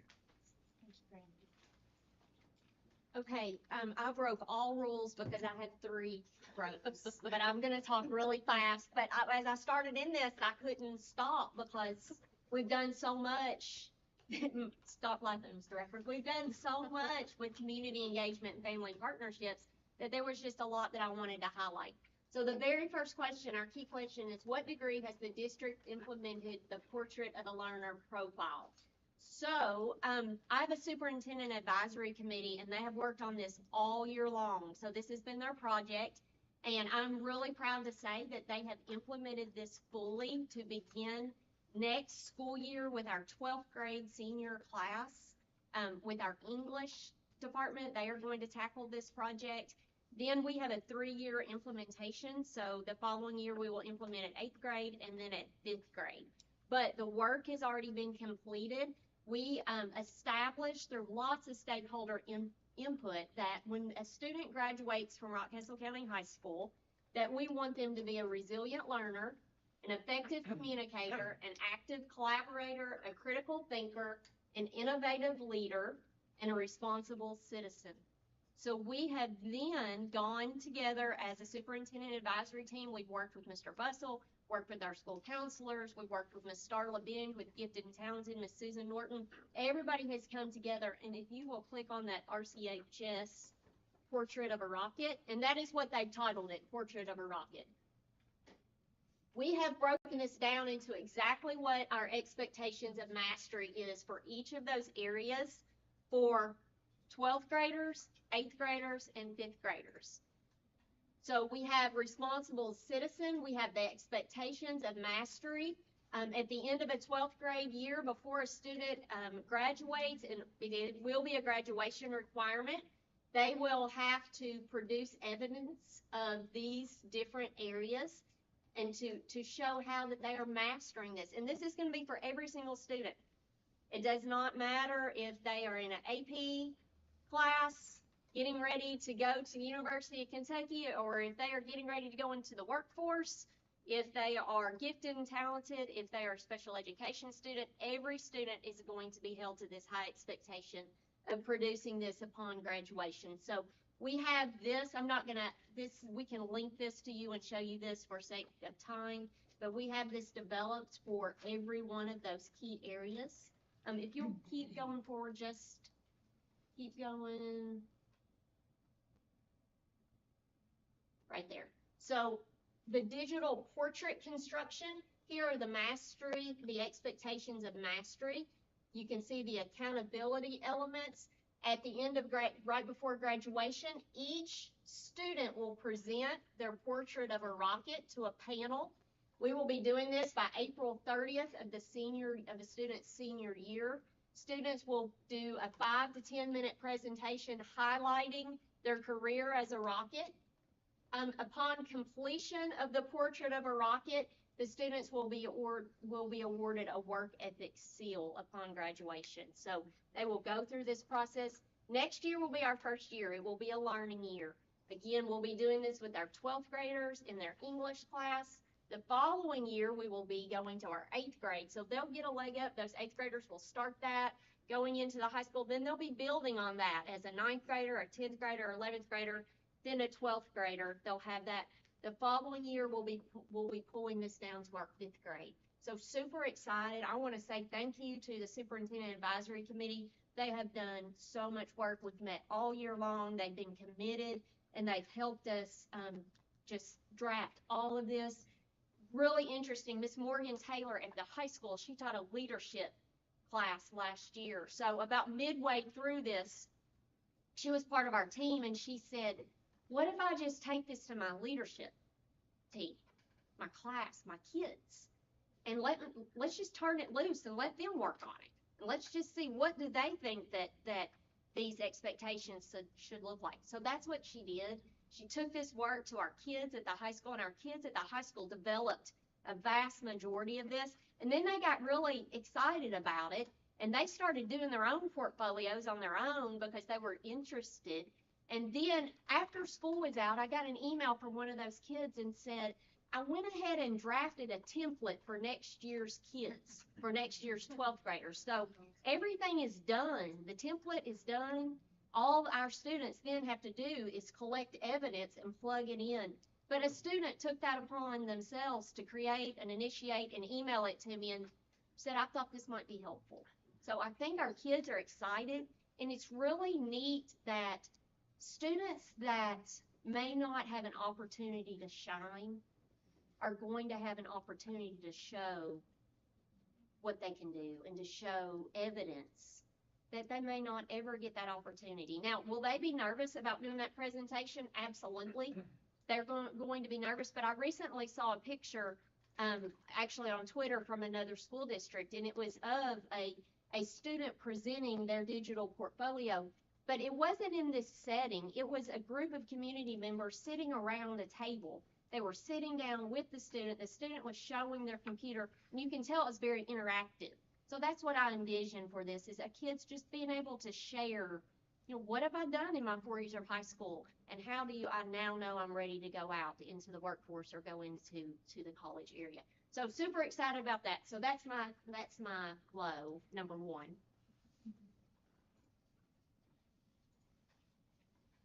Okay, grow number two, and Miss Jenny highlighted that we're not chasing dollars, we're chasing grants to support the goals that we've set for ourselves.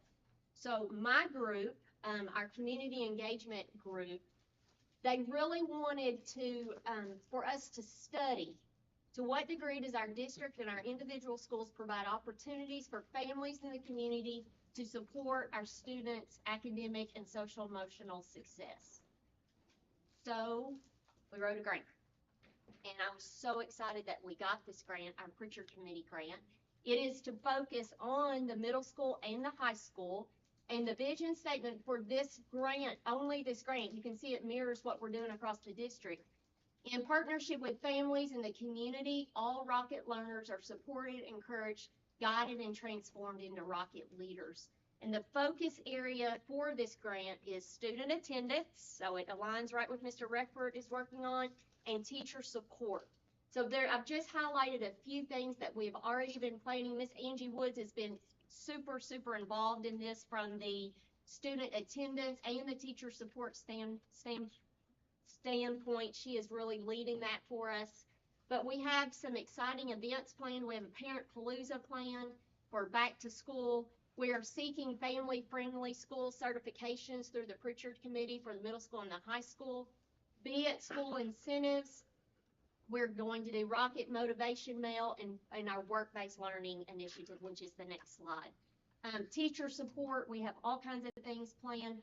The big piece of that is that the board approved through this grant that we are going to be able to hire a coach, an instructional coach that the middle school and high school will share. So we're excited about that. But without this process of setting these goals and going through this community accountability model, we would not have known that our middle school teachers and our high school teachers need a coach. You know, this is us listening and then seeking dollars to be able to support the work and to be able to support that. So excited about that glow, and I'm going to talk fast so we can keep going. Next one here. Okay, same initiative. How do we support how does our district support and provide co-op and internship opportunities? We knew that was an area that we were lacking in. And then we knew that was an area that we needed to grow in. So we worked with Partners for Rural Impact, and we have received the Perkins Innovation and Modernization Grant. And that is going to highlight 4 key areas: individualized career plans and support for all of our high school students, increased dual credit courses that our students have opportunity to take, provide work experiences for our 11th and 12th grade students, and increase the number of students that are earning industry recognized credentials. So those are the 4 areas we're focusing on. Excited about this grant, excited about the staffing that's going to be provided at the high school to support that. We know we're going to have a project director and 4 navigators there. So that's 5 staff members that are going to be brand new at the high school. That's going to do nothing but work on that key question. How are we providing co-op, internship, and work-based learning opportunities for our high schoolers? So really excited about that. And my grow is, anytime any of you all, if you look on Facebook or you look on our website or you look on Twitter, there is massive amounts of things happening in this district. From the preschool to 12th grade, I mean, it's hard to keep up with everything that's going on. And I feel like we need to grow in monitoring and having a way to track those opportunities, because we know it's happening. There's volunteer opportunities, there's opportunities all over in every school, but I think that we need to grow in having a systemic way to track those. So if one of you asks, so how many volunteer hours took place at the high school? I don't have to just say a whole lot. You know, I want to know exactly what is happening. So that is our grow area. Okay, Mr. Phillips, you're next.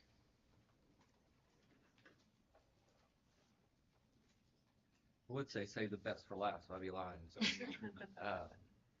I'll try to be short. I know it's getting long. I think about what Marion said. You know, one of your colleagues said, you know, you must really love Rockcastle County, or you think Rockcastle County is the best because you spend a lot of time or talk about it all the time. Yeah. Well, we are the best. I mean, it's that simple. That's what I tell you. People don't realize how unique that we are.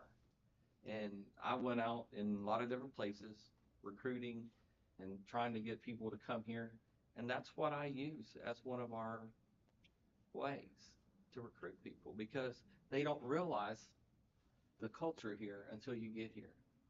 You know, and I've been fortunate enough the last couple of years to be in every school. Every school is unique, but it's all a family. And you don't get that atmosphere very often. You don't see the people that are, you know, most of the time you just see people that are there to just get a job and a paycheck. Well, that's not what it is here. The people here love the kids. They want what's best for the kids. And that's unique nowadays. Most people just want a paycheck. But the people here in our district, they care about kids. And that's their priority.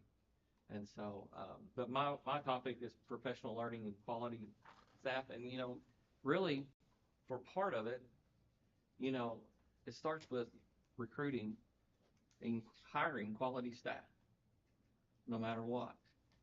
And, you know, we've been very fortunate to be able to do that the last several years. Looking at some stuff that Ms. Tracy has shared with me about, she keeps hires and those retire and all that stuff, and if they're certified or if they're an alternative option like option 6 or something like that. So I was looking through there, and you know, we have 94.4% of our staff that is actually considered highly qualified. And to me, I thought that was a lot bigger than what I thought, honestly, because option 6 is a big deal nowadays. But from what I could tell, and so that, you know, and the other 5.6%, you know, yeah, they're seeking alternate certification. That doesn't mean that they're not dedicated and they're not qualified candidates. You know, to me, that was a big number. I really thought it was. Some other things, we have 7 that are participating in option 9. And what option 9 is you're hired as an instructional assistant and you work for the school system. And most of them are going through Cumberland. I think 2 are going through Eastern, but the rest of them are going through Cumberland's. And they will be able to get their certificate as they are working. And, that's a big hindrance for a lot of people because they can't take off a whole semester to student team to, when their bills are piling up. And so that's been why a lot of people don't get their certification. But we have 7 within our district that are going through it. And these are homegrown people. And nobody cares for Rockcastle County students more than Rockcastle County people.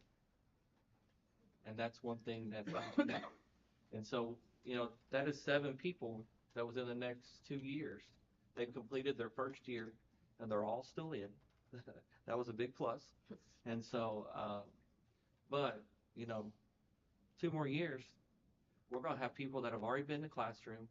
Most of them can go in and take over a classroom right now. They've been in our district so long and are already excellent teachers.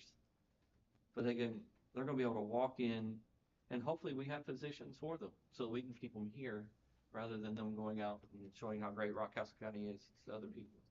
So, but anyway, another one that we have is RCHS has started an educational pathway, and they have a lot of students participating in that. And she has went with me on a couple of different visits and stuff. So I got to know her a little bit better this year. So that was a pleasure that you spoke in her class. So, and then you have our impact survey. I don't know if y'all have ever looked that up or anything, compared over the last few years. I mean, it's significant, the optimism that our staff and stuff has.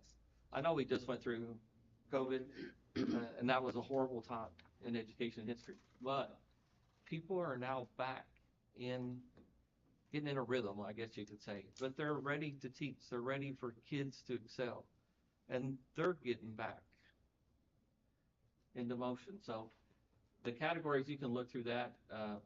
It's there. Almost everything improved. There's only a couple of categories, and I'll talk about those will be part of my growth in a minute, but there's only a couple of things that didn't grow. And most of them were significant. It wasn't like 1%. I wouldn't think 1% growth. To me, that's really not a growth, just because data can shift, a certain percentage. Some of them were like 25%.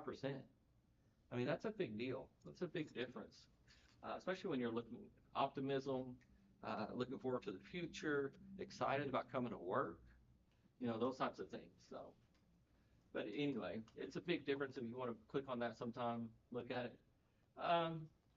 Even though our district is involved in a lot of initiatives, one thing that I did see on the impact survey, and plus one that I'd sent out as well, is in professional development. There are some needs that people have individually, not necessarily just, reading or math, but they may have something that they need to work on personally. And so that's something that I think we as a district need, or administrators especially, need to sit down and talk to people a little bit more individually, especially new teachers, even teachers that may get in a lull. We got teachers been teaching 10, 15 years. You get in those lulls, just like any job, just like anything. Well, they may need something just to energize them. And so these will be a little bit more individualized. But one thing that we do, I think, there are lots of opportunities for people to get involved. One thing we do as a district, we use Southeast South Central a lot. They have a beginning teacher institute that you can individualize. If you're a special ed teacher, we can individualize the program just for you. If you're a math teacher, you can individualize it, PD just for them. So that is one thing we have utilized over the last couple of years, which is, I think, been very effective. We are learning to pick and choose because some are more geared toward elementary, and you may be a high school teacher. So we are learning a little bit more about that and getting a little bit more specific. And I've even talked to Southeast South Central about that, just, so we don't get them mixed up. If you're teaching, calculus, well, you may not want to go to an elementary math session. So, it's just things like that. Some of them are geared toward different levels, is all I'm saying. And one other need that I really saw, and this is something that the district is already working on, with dealing with world issues, just like if somebody brought up world issues within your class or something like that, just being able to address those, how to address those. diversity was one, students who struggle in your class. That was those are the three main issues, really, on the impact survey. Those were really the only thing that sort of went down. But those are things that we can work on, and actually our district has already started with Southeast, South Central, have been coming in, doing different types of PD, not only with their district staff and our principals, but also has been coming in, I know at least at Broadhead, they've also been coming in and doing, during their PD and stuff as well, so. But, you know, we have a unique place. I don't think most people realize that. I remember back when I was still at the middle school and was athletic director and was athletic director over the whole conference. I would get into those places and people be talking, and most of the schools work from Madison County where some people have been employed, but they were talking about things that happen on a daily basis, and I'm like, I might deal with that once a semester. I'd be like, I put a kid in detention because they didn't do their homework. They would look at me like I was an idiot or something, you know? We are very unique. Not that we don't have problems. We all have places, just like this right here. We have places we can grow. But we're very unique. We're very blessed. And as far as anything else, there's not a better place that I'd rather be. You know, I've been here a long time, probably longer than anybody in here. So I've been here as long as you have, Vicki. So we're same age. We're same years. And so, but you know, as far as in this district, I've probably been here as long as anybody. And I've had opportunities to go other places. Could have made a lot more money. But you know, this is my home. These are my kids. And I'll give you a last example. I was just sitting the other day, I was getting something to eat down at Arby's. And for today, I had a cast on my arm until just a few minutes ago. And one of the kids where I've been working at Broadhead came over and just started talking to me, a little kindergartner. And the grandparents that he was with looked at me real funny, but they realized who I was after a few minutes. But there was another lady that was sitting there. She's like, "You've made an impact on that kid." And I've never really, you know, done a whole lot with the kid other than say hi and different things. But you don't realize even the little things that you do. You know, as far as growing professionally, you know, quality staff, just little things that you do to one another makes all the difference in the world. I'll leave it with that unless somebody's got a question. Thank you. So before we close, two comments that I want to make. The first being that everything we do centers around being a team. None of this work happens individually. You know, our department heads have gotten up and talked about it because they're the filler lead. I've talked about it because I'm the filler lead. But all that any of us have done is to generate the conversations. The work happens in the classrooms. The work happens on the school bus. The work happens in the cafeteria. And all we are is the person that is trying to generate the conversations to develop what is the need, how do we need to grow, and then to celebrate those glows. So I appreciate everybody that's had a part in this work. And the second comment I want to say is, yesterday afternoon and today I've been at a superintendent meeting in Lexington for all the superintendents across the state and had the opportunity to hear our new commissioner speak. And by the way, he is going to be our opening day speaker for Rocket Launch. So really excited about having Dr. Fletcher come. But today he was talking, and as he was talking, a question was asked. So what is your plan and what is your vision for Kentucky schools over the next 5 years? And the two things that he talked about were community-based accountability. And he rattled off about 5 school districts in the state, including Rockcastle, that have had the vision to go down this path and said, we need to learn from what these districts are doing. So that was his first comment. His second comment was, every district in the state needs to be focusing on a portrait of a learner. So the two things that have generated out of this year's work, I left thinking, okay, we're on the right path. You know, we're doing something right, and felt that, you know, I was really excited and proud that, you know, we're going to be a model across the state for the work that we're doing. So I'm really excited about it. I can look at the directors. It's not easy. None of this is easy, and it takes extra work on everybody to do this, but it's well worth it. And going back to the beginning slide, I think it's evident after you see everybody talking, you can hear their passion that, we are building a cathedral. We don't come to work every day just to lay brick, come because we care about our kids. So thank you all so much for everybody that came tonight to listen. I know it's went way longer than we expected, but that seems to happen because we're all passionate about what we do. We want to talk about it. So thank you all for coming. You all are welcome to stay for the rest of the board meeting.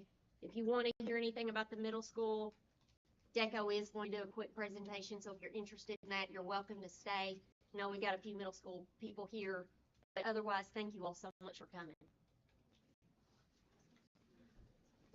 Definitely all of the hard work is greatly appreciated. And one of the things I would like to say is,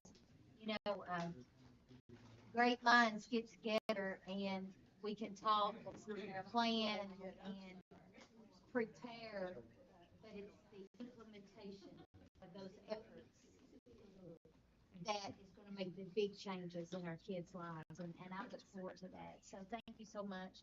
And we are at 3B, which is Deco, and welcome and come share some great news with us.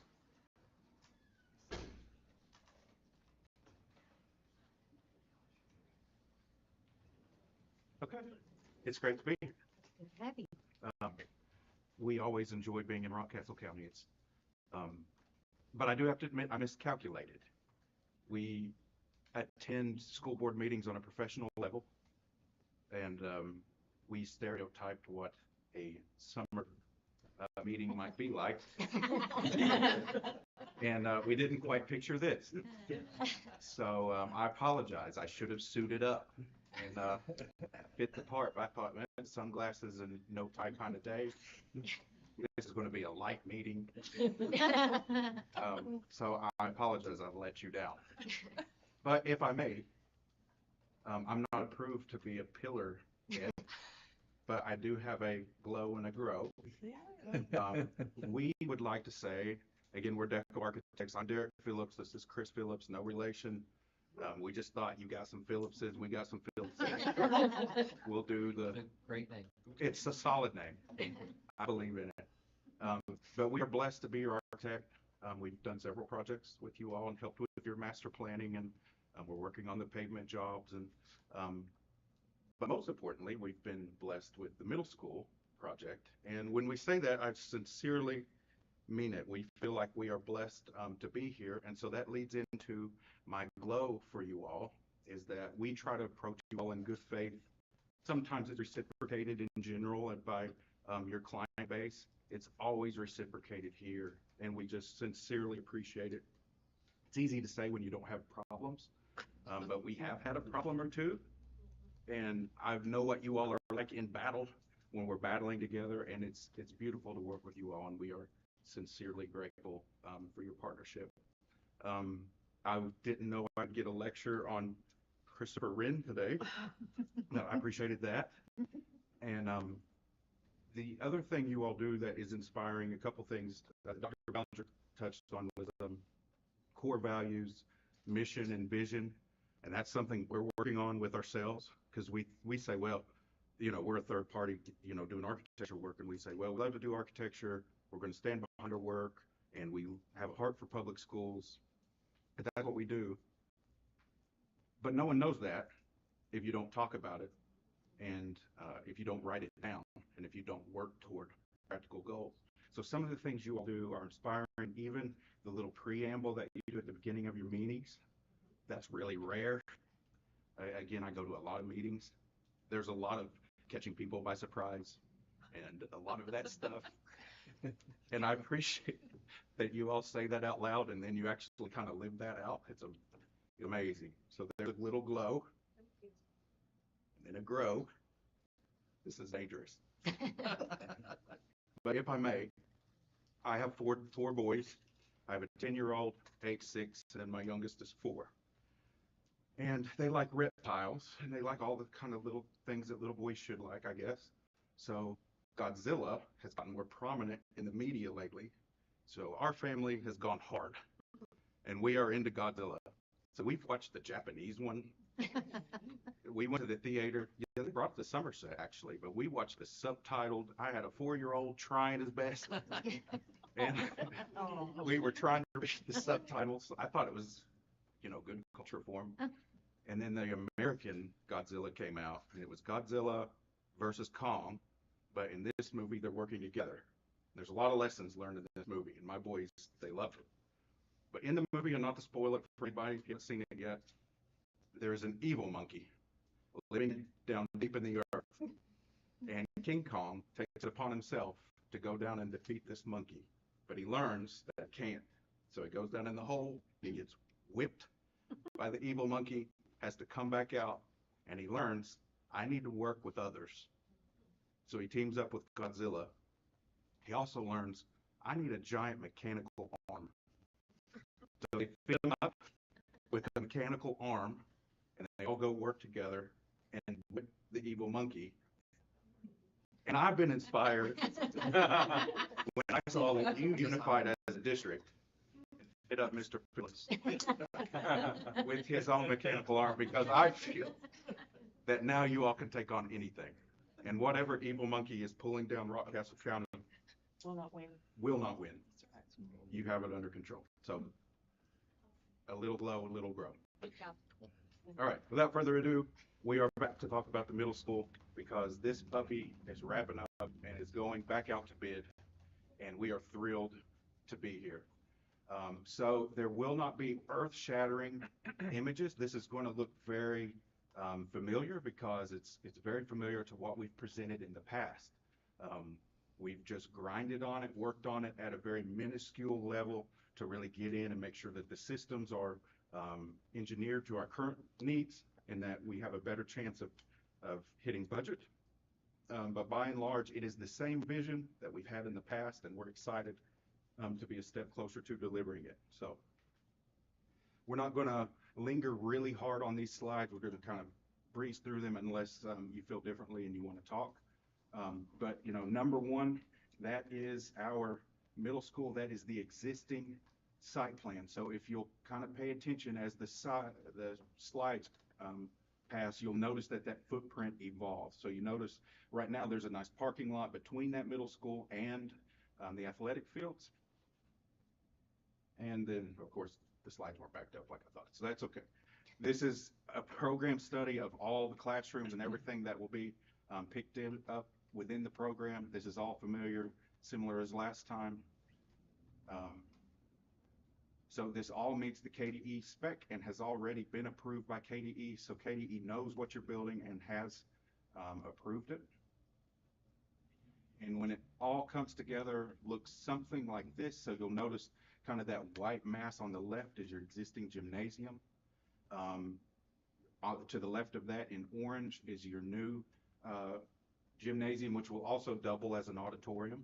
So it's a gymnatorium.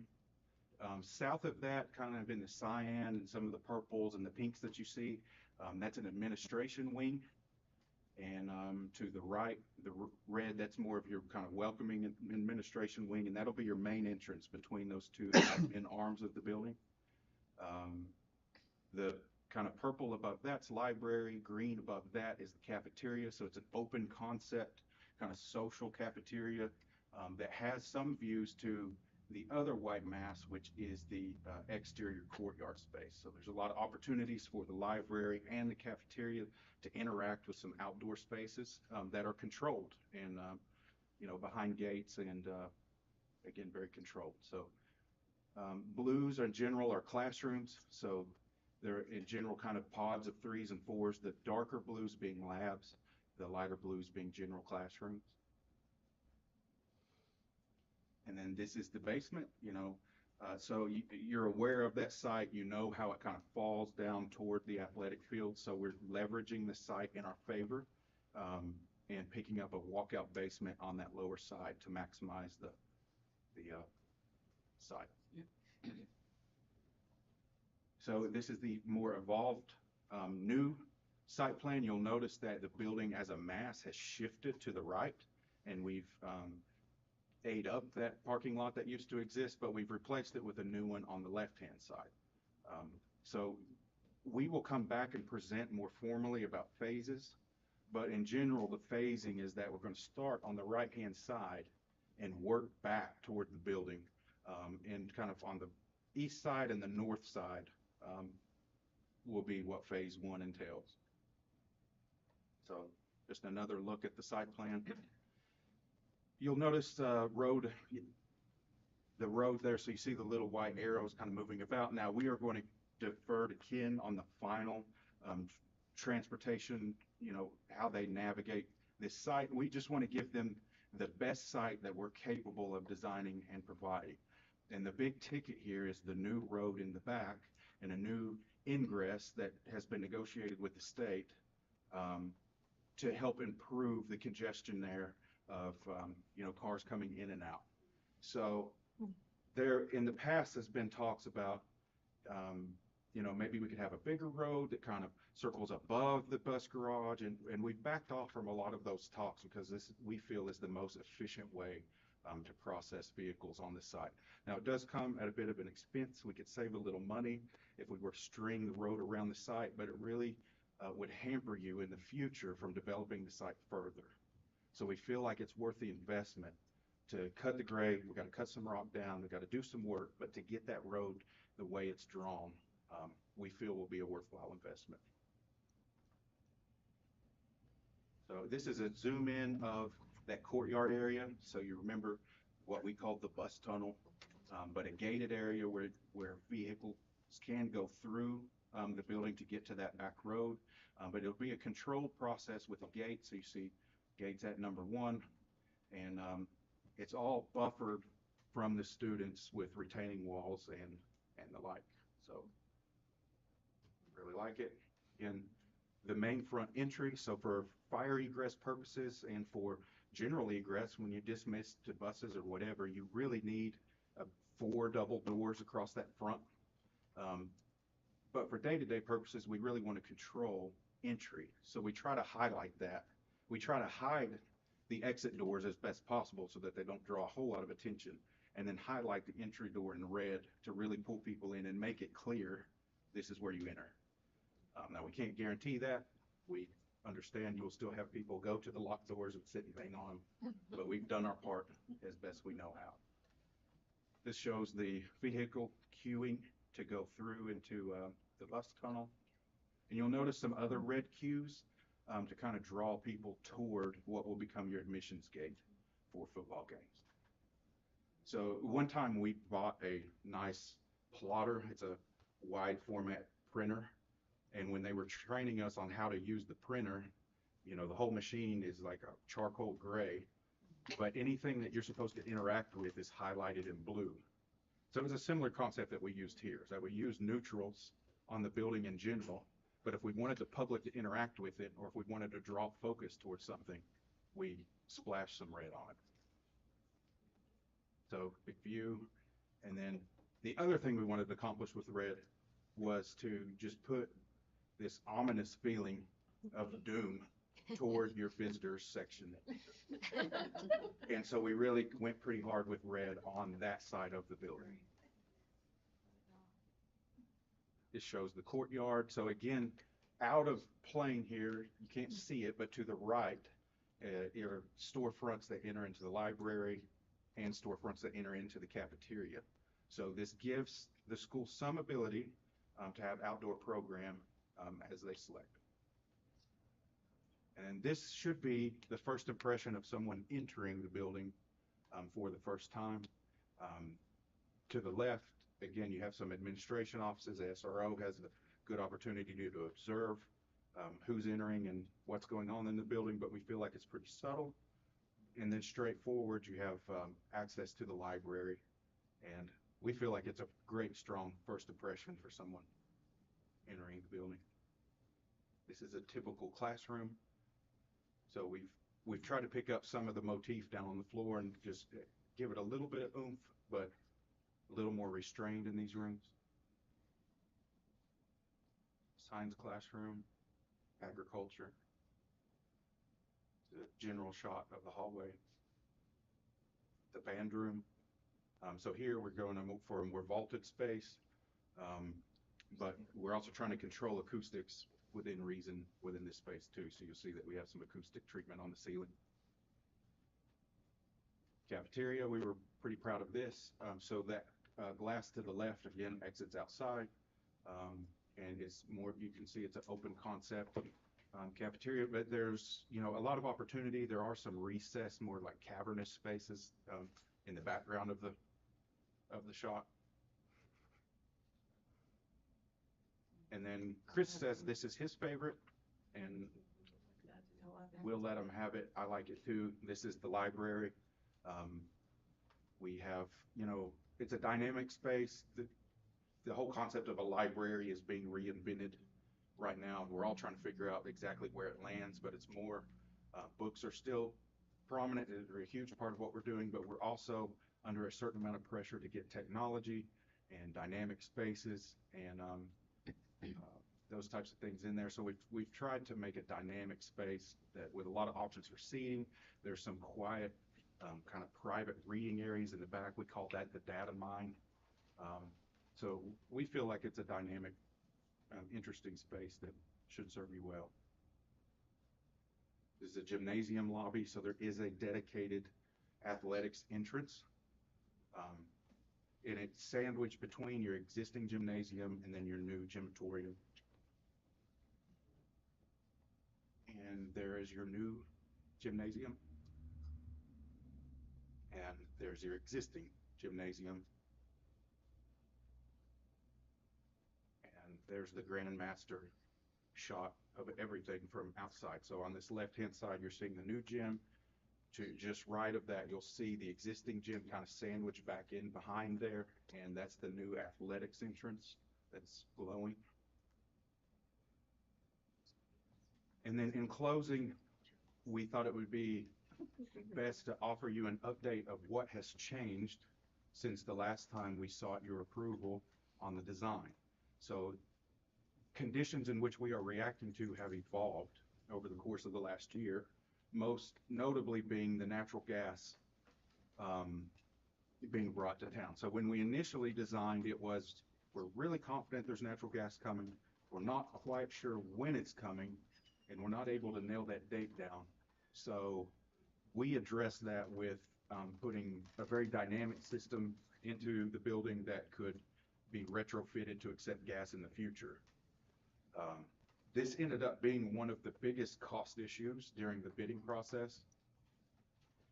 And so we are going to evolve that. And now that it is more clear that the natural gas is indeed coming and it is confirmed with a harder date, we are committing fully to gas equipment, which is more efficient, more cost effective than the hybrid equipment.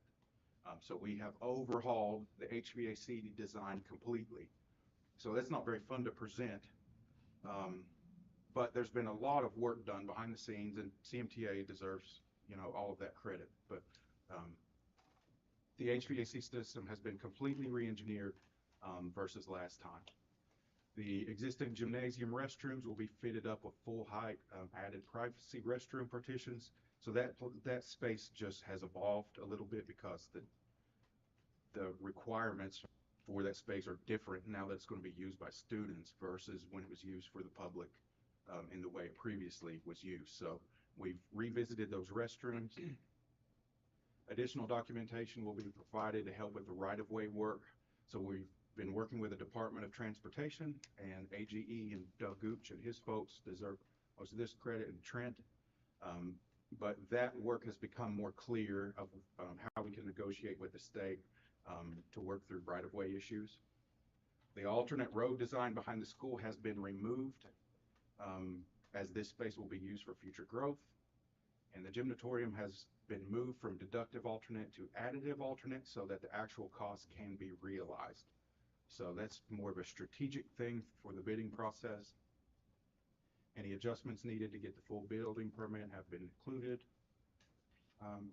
Every single thing that we learned from the last bidding process, we have implemented, so we don't have to learn them again. And the project duration has been extended from 28 months to 36 months to attract more bidders. So some of this is about navigating the market, which is, we're in a brand new world. as we all are on everything. It's a brand new world when you grocery shop. It's a brand new world when you do anything in life. It's a brand new world for us too, in trying to navigate the market. So we're giving some concessions to attempt to attract more bidders. Thank you. So that's the long and short of where we stand. I will come with more sophisticated phasing information when we come to present the bids, if that's okay. Thank you. Thank you very much. Thank you. Great. You can't let me off that easy. Well, you haven't sat down yet. Now, I guess as far as the bidding process, we explain that one more time. Okay. So, for the past couple of months, all eyes have been on us and our team. So the mechanical, the civil, all of that engineering work is under our contract. So we have been overseeing that work and re-engineering. Our deadline for that is tomorrow. And then we report back to Codell and say we have done what we were told to do. Codell will then begin assembling bid packages so that we're going to turn the tables on them tomorrow. They're going to assemble bid packages, and their deadline for themselves was the 26th. The 26th. So on the 26th, Codell will complete their work, and we will begin coming back to the district and saying we're going to upload to Lynn, and we're on again. Mm-hmm. So by the end of the month, we will be live on Lynn, and the bid process will be live. We defer to Codell whether they're going to give 4 weeks or 6 weeks, but probably 4. So probably by the end of July, we will have the bids in hand, and we'll have a bid opening here. And by August, we will know the results, and we'll come back and present at your next board meeting. Thank you. Thank you. Thank you, Dave. Yes, ma'am. It was really nice to see those again. Yeah, Yes. feels good. Yes. Yeah, and we have the video, so we'll, Yes. Could you resend that absolutely. Yeah. and so we'll have Savannah put that video back out and we'll Yeah, get some excitement going. Can we get it Yes. emailed to us? Sure, absolutely. I'd love to have that. Yeah, sure. We will get it done. Thank you, Paul. Thank you. Oh.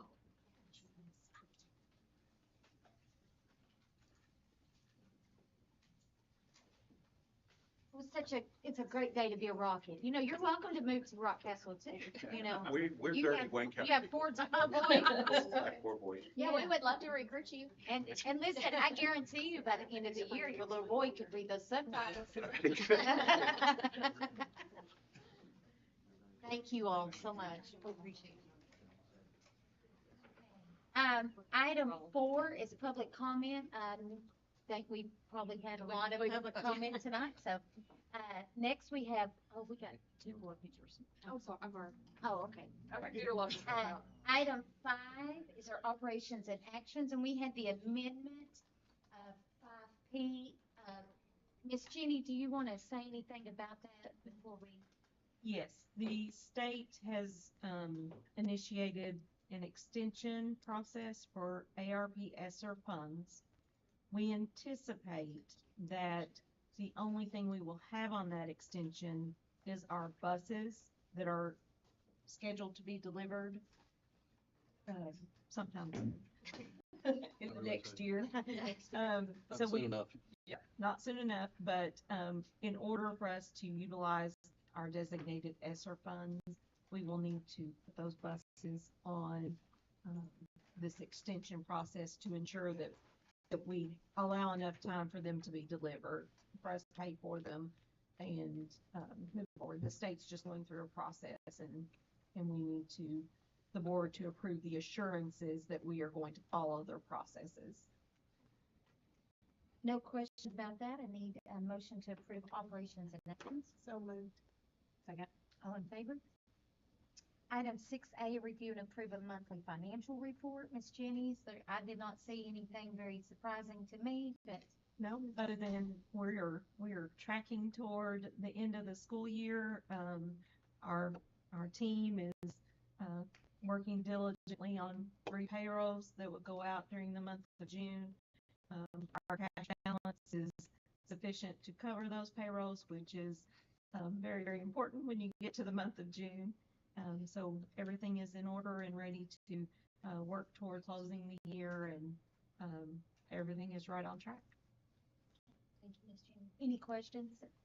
If not, need a motion to approve of monthly financial reports. So moved. We have a first and a second. All in favor? Yes. Item 6B, review and approve the KSBA policy change draft for expense reimbursement policy 03.125. This is the second reading. Thank you. Thank you. Can this one go the other way too? I'm sorry. Got a motion to approve. A second. All in favor? Here's how. Item 6C. Review and approve the KSBA policy change draft for expense reimbursement policy 03.225. This is the second reading on this. Any questions? Got a motion to approve, second? Yep. Okay. Item 6D is review and approve our superintendent evaluation. I need to put a motion on the floor that we go into closed session. So, Second. Okay? We will be back out.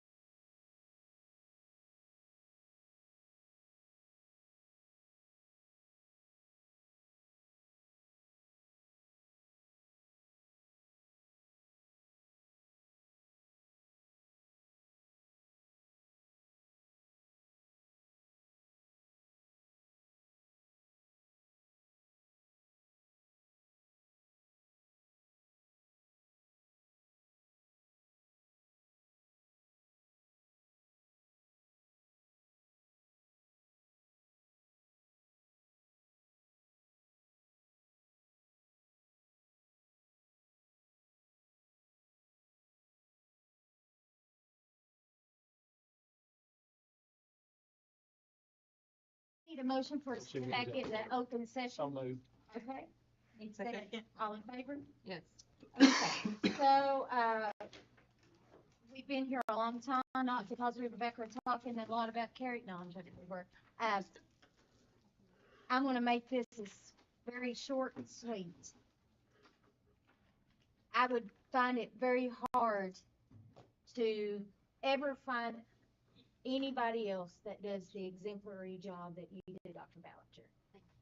And I think that Rockcastle County Schools is very blessed to have you for their leader, and I think our families are very blessed to have you as our leader.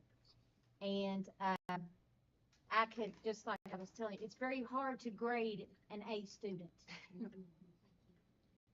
So that's all I'm going to say. Thank you for what you do for our families and our community.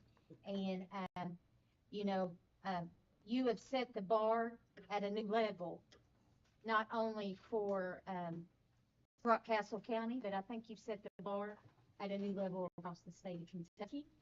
And it does not go unnoticed. So thank you for everything that you do. With that being said, I need a motion to approve our superintendent evaluation. So moved.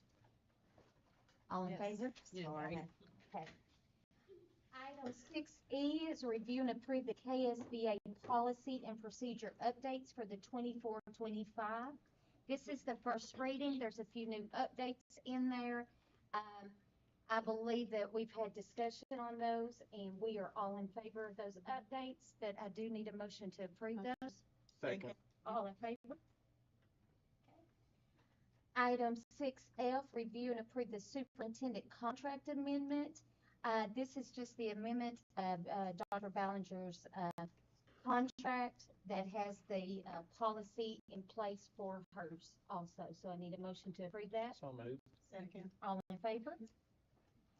Item 6G, review and approve the bond of depository for the 24-25 with Citizens Bank. Ms. Jenny, do you have anything special?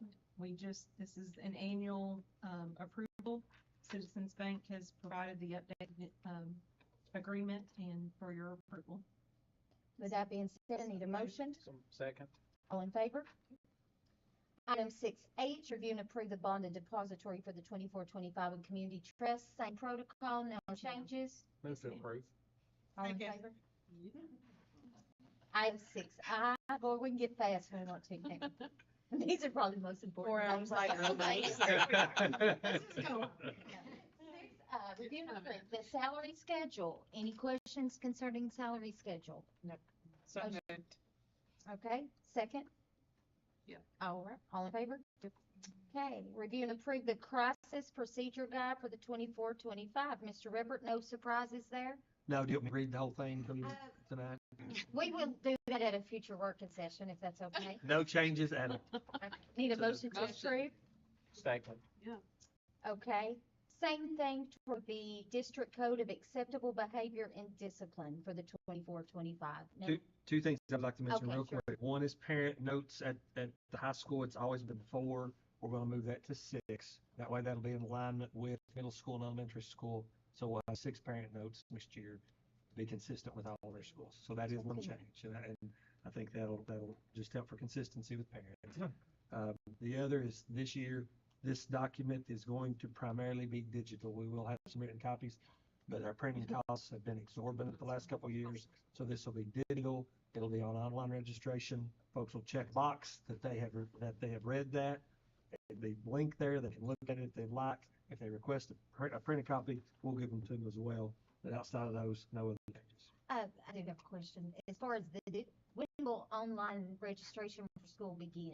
It's actually open right now. We haven't promoted it. We usually don't do that until July, but it's open right now. The district website, you can do online registration right now for next school year. We'll start promoting it in July. Okay, thank you.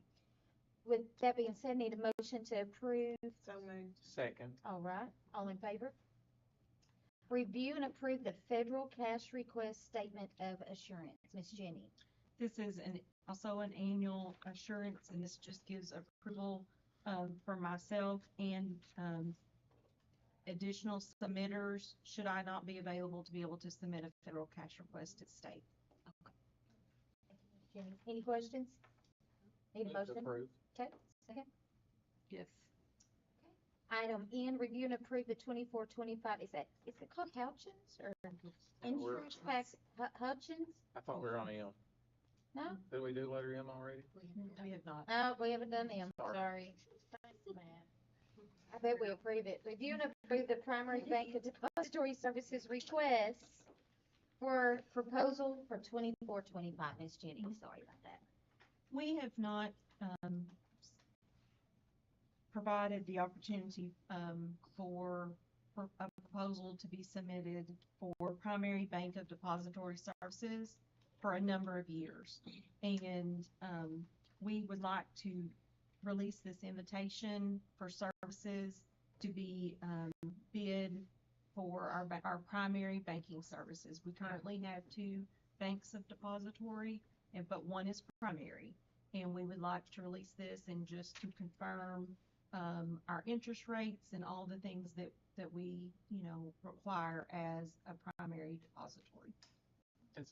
As I read the RFP, basically the only thing I saw would be scoring would be the interest rate. Is Yes. that true? I mean, they have to meet all the benchmarks, but Right. an interest Yes. rate is gonna be the deciding. And that'll be with all 4 within the county? Mhm. Right, okay. So one of the Yeah. stipulations was, that there had to be a branch in the county. In the county. So there's not gonna be a Chase Sports Arena being built for us or anything. And there was, Maybe we can hope for, As I- sports arena or. as I read that, it's for 1 year, but I assume there would be the chance to extend it Yes. for multiple years. Yes, we can extend it for multiple years. We require that, the primary bank depository, designate someone who is our contact, who we deal with on a regular basis. Our payroll, would process through, this primary bank. So we're excited to solicit these services and, we'll bring this back to review at the next board meeting. Motion approved. Yeah, I'm assuming that this would be a whole lot more work on you, but I do appreciate the fact that you're willing to put in that work if it would be beneficial, because I know that is a whole lot more work on you and your staff, so. We have a motion and a second, all in favor? All right. Now, we're gonna approve the Hutchins insurance package proposal. Miss Jenny again. Okay. This is our overall umbrella, coverage. We anticipated, and I think we've mentioned a couple of times, we anticipated a significant increase, in our insurance costs for this year. It's, it's all across the state, it's all across the nation, for a variety of factors. However, we did receive our increase is pretty low. It's 16%. Some areas we're seeing 20, 25 or more. Our renewal is $72,555 more than the prior year. My recommendation is, last year we took the terrorism premium. It would take a declaration by a government entity for that to be of a benefit to us. 70% of the school districts do not take that. It would save us $3,000. My recommendation is that we would not take that this year and use those savings toward our policy increase. In lieu of there is something new in our proposal. It's a wind hail buy down deductible, and essentially we're paying a fee to buy down the deductible that we would pay should we have wind or hail damage to our roofs on our campuses. We have studied this. Dr. Ballinger and I have had some conversations about it. My recommendation to the board is to decline this deductible, this buy down, and in lieu of that, to budget a minimum of $12,000 per year in a fund that we will build year over year to cover such deductible. That's a good idea. If that, is something that you would consider, I think that I think that's would smart. benefit us for the future. Any questions for Miss Jenny on that? With that, Move to approve the recommendation. all in favor? Thank you very much. Review and approve the insurance for workers' compensation proposal. Miss Angie, you may recall, several years ago, you know, our workers' comp, we had a really high rate, and we moved our renewal to a January 1 renewal date. When we're budgeting, that makes it a little complicated because you're budgeting over the course of 2 years. For that reason, my recommendation is to change our renewal for our policy to a July 1. We've already approved a workers' comp policy for the year of 2024. I would like to move it to a fiscal year for budgeting purposes, and we do have a decrease in our costs, but my recommendation is to make a renewal of July 1. Those to approve. Got a first and second, all in favor? Thank you, Ms. Jenny. And you're up again. Review and approve the 24-25 insurance cybersecurity proposal. Okay. Last year, our cyber cost was $18,838. Our renewal from Houchins, it's through the Houston Cyber Liability, is a decrease of $5,479. That would make our cost $13,359. And our policy limit is $2 million with a $20,000 deductible. When we met with Mr. Anderkin from Houchins Insurance, he was very complimentary of the work that our technology staff has done to implement some of the recommendations to prevent cyber attacks in our district, and much of that is multi-factor authentication. Yeah. So he was very complimentary of that, and the work that the technology department has done, Mr. Brandon leading that work, has saved us some money. So just want to acknowledge that, and would like to recommend Houston Cyber Liability for our cyber liability coverage. You know, I have a, before we start, just like, so wasn't it in Houston that there was that big security breach, cyber security breach that China did? Did anyone remember seeing that in the news about 8 or 9 months ago? Look it up, it happened, it was in Houston. Really? Yeah. We'll have to research that. Yeah, it's a big deal, but, okay, we need a motion and a second. I made a motion. All in favor? Yep. Yeah. Review and approve the job description for the instructional coach at the Rockcastle County Middle School. This is KDE grant funded.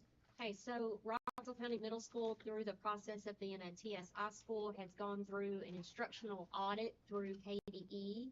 And as a result of them volunteering to go through this instructional audit, the Kentucky Department of Education is allocating funding to every school in the state of Kentucky that volunteered to go through this process. So as a result of that, they are receiving a substantial amount of funds that needs to be spent over the next 2 years. We contacted KDE to ask if an instructional coach at the middle school is an allowable use of these funds, and yes, it is. And that goes right along with our community-based accountability and what the middle school has been requesting and what the teachers have been requesting. So we would like to ask approval to post this position for the next 2 years to support our teachers. Motion made. Second. All in favor? Yep. Item 7, review the superintendent's personnel action report. There was a long report of that. Busy That time of year. Busy time. Yep. Item 8, department reports. I'm going to assume that you fine folks have said all you wanted to say tonight, right? Thank you for doing that. Thank you for all of your hard work. Yes. Item 9, superintendent communication, Dr. Ballinger. I'm going to be very brief, but I just want to say thank you for your vote of confidence in me in leading our school district. But would also feel like none of this, I feel like this is not my evaluation. This is an evaluation of our team, because none of this work is possible without everybody in this room. So I sure don't do anything alone.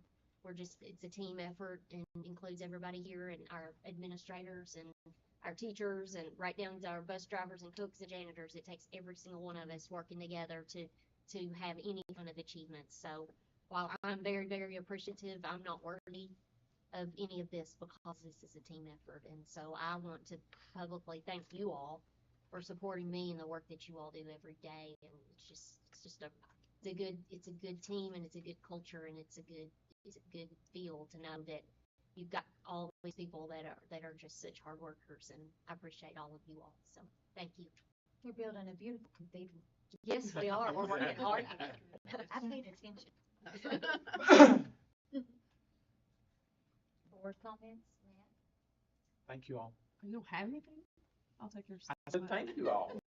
I just want to say that there was such positive energy in here tonight, going through all those pillars. Yeah, Just- I enjoyed it. Y'all liked it. I mean, you know what I mean? It was positive. I just want to say that. I also want to shout out to all the teachers who are taking their summers and doing, I don't know, they're everywhere across the state, across the country, and they're loving it and they're learning, and they don't have to do that. So shout out to all those teachers. It's awesome. I want to do that. Their tweets and how Yes. excited they are to get the opportunity to go And travel. personally, Congressional Academy at the middle school, if you did not partake in that, you missed out on a lot. Those kids are sharp. They had some awesome ideas for our community that I'm hoping our Pritchard Community Grant can utilize and back up. So it was really awesome. And I think that's it. We're just a forward-thinking group, and I think that's the best way we got to be. So, kudos. Thank you. Thanks. That's it. No, I mean, yeah. Let's go. I had a 10-point PowerPoint, but I'm not. Amy, we're looking for. Sorry for July. I would like to thank all of you for your hard work. It does not go unnoticed. And we live in a very special place. Robbie, you had said earlier, and we do. We live in a very special place. People still care here, and that's not something that you find everywhere. I will have to say, I have to brag on the Congressional Academy. I was very impressed by the fact that our students were willing to go, Yeah. the efforts that the staff made with them, but I just think I think that the sooner you can turn the focus to be a volunteer and a community-minded person, the sooner we can get that sink into the minds of little ones, the better off we are, because that's where we grow. The only other thing I would say is, we're going to have school here very soon. School's going to be here before you know it. So, I look forward. I would like to know if we have any events coming up at any of our schools in the future before school starts, and maybe Miss Carrie, if you let us know, so The parent loses. the parent Yeah, we'll loses get all some those of things that. out for everybody. Yes, but I appreciate all of you.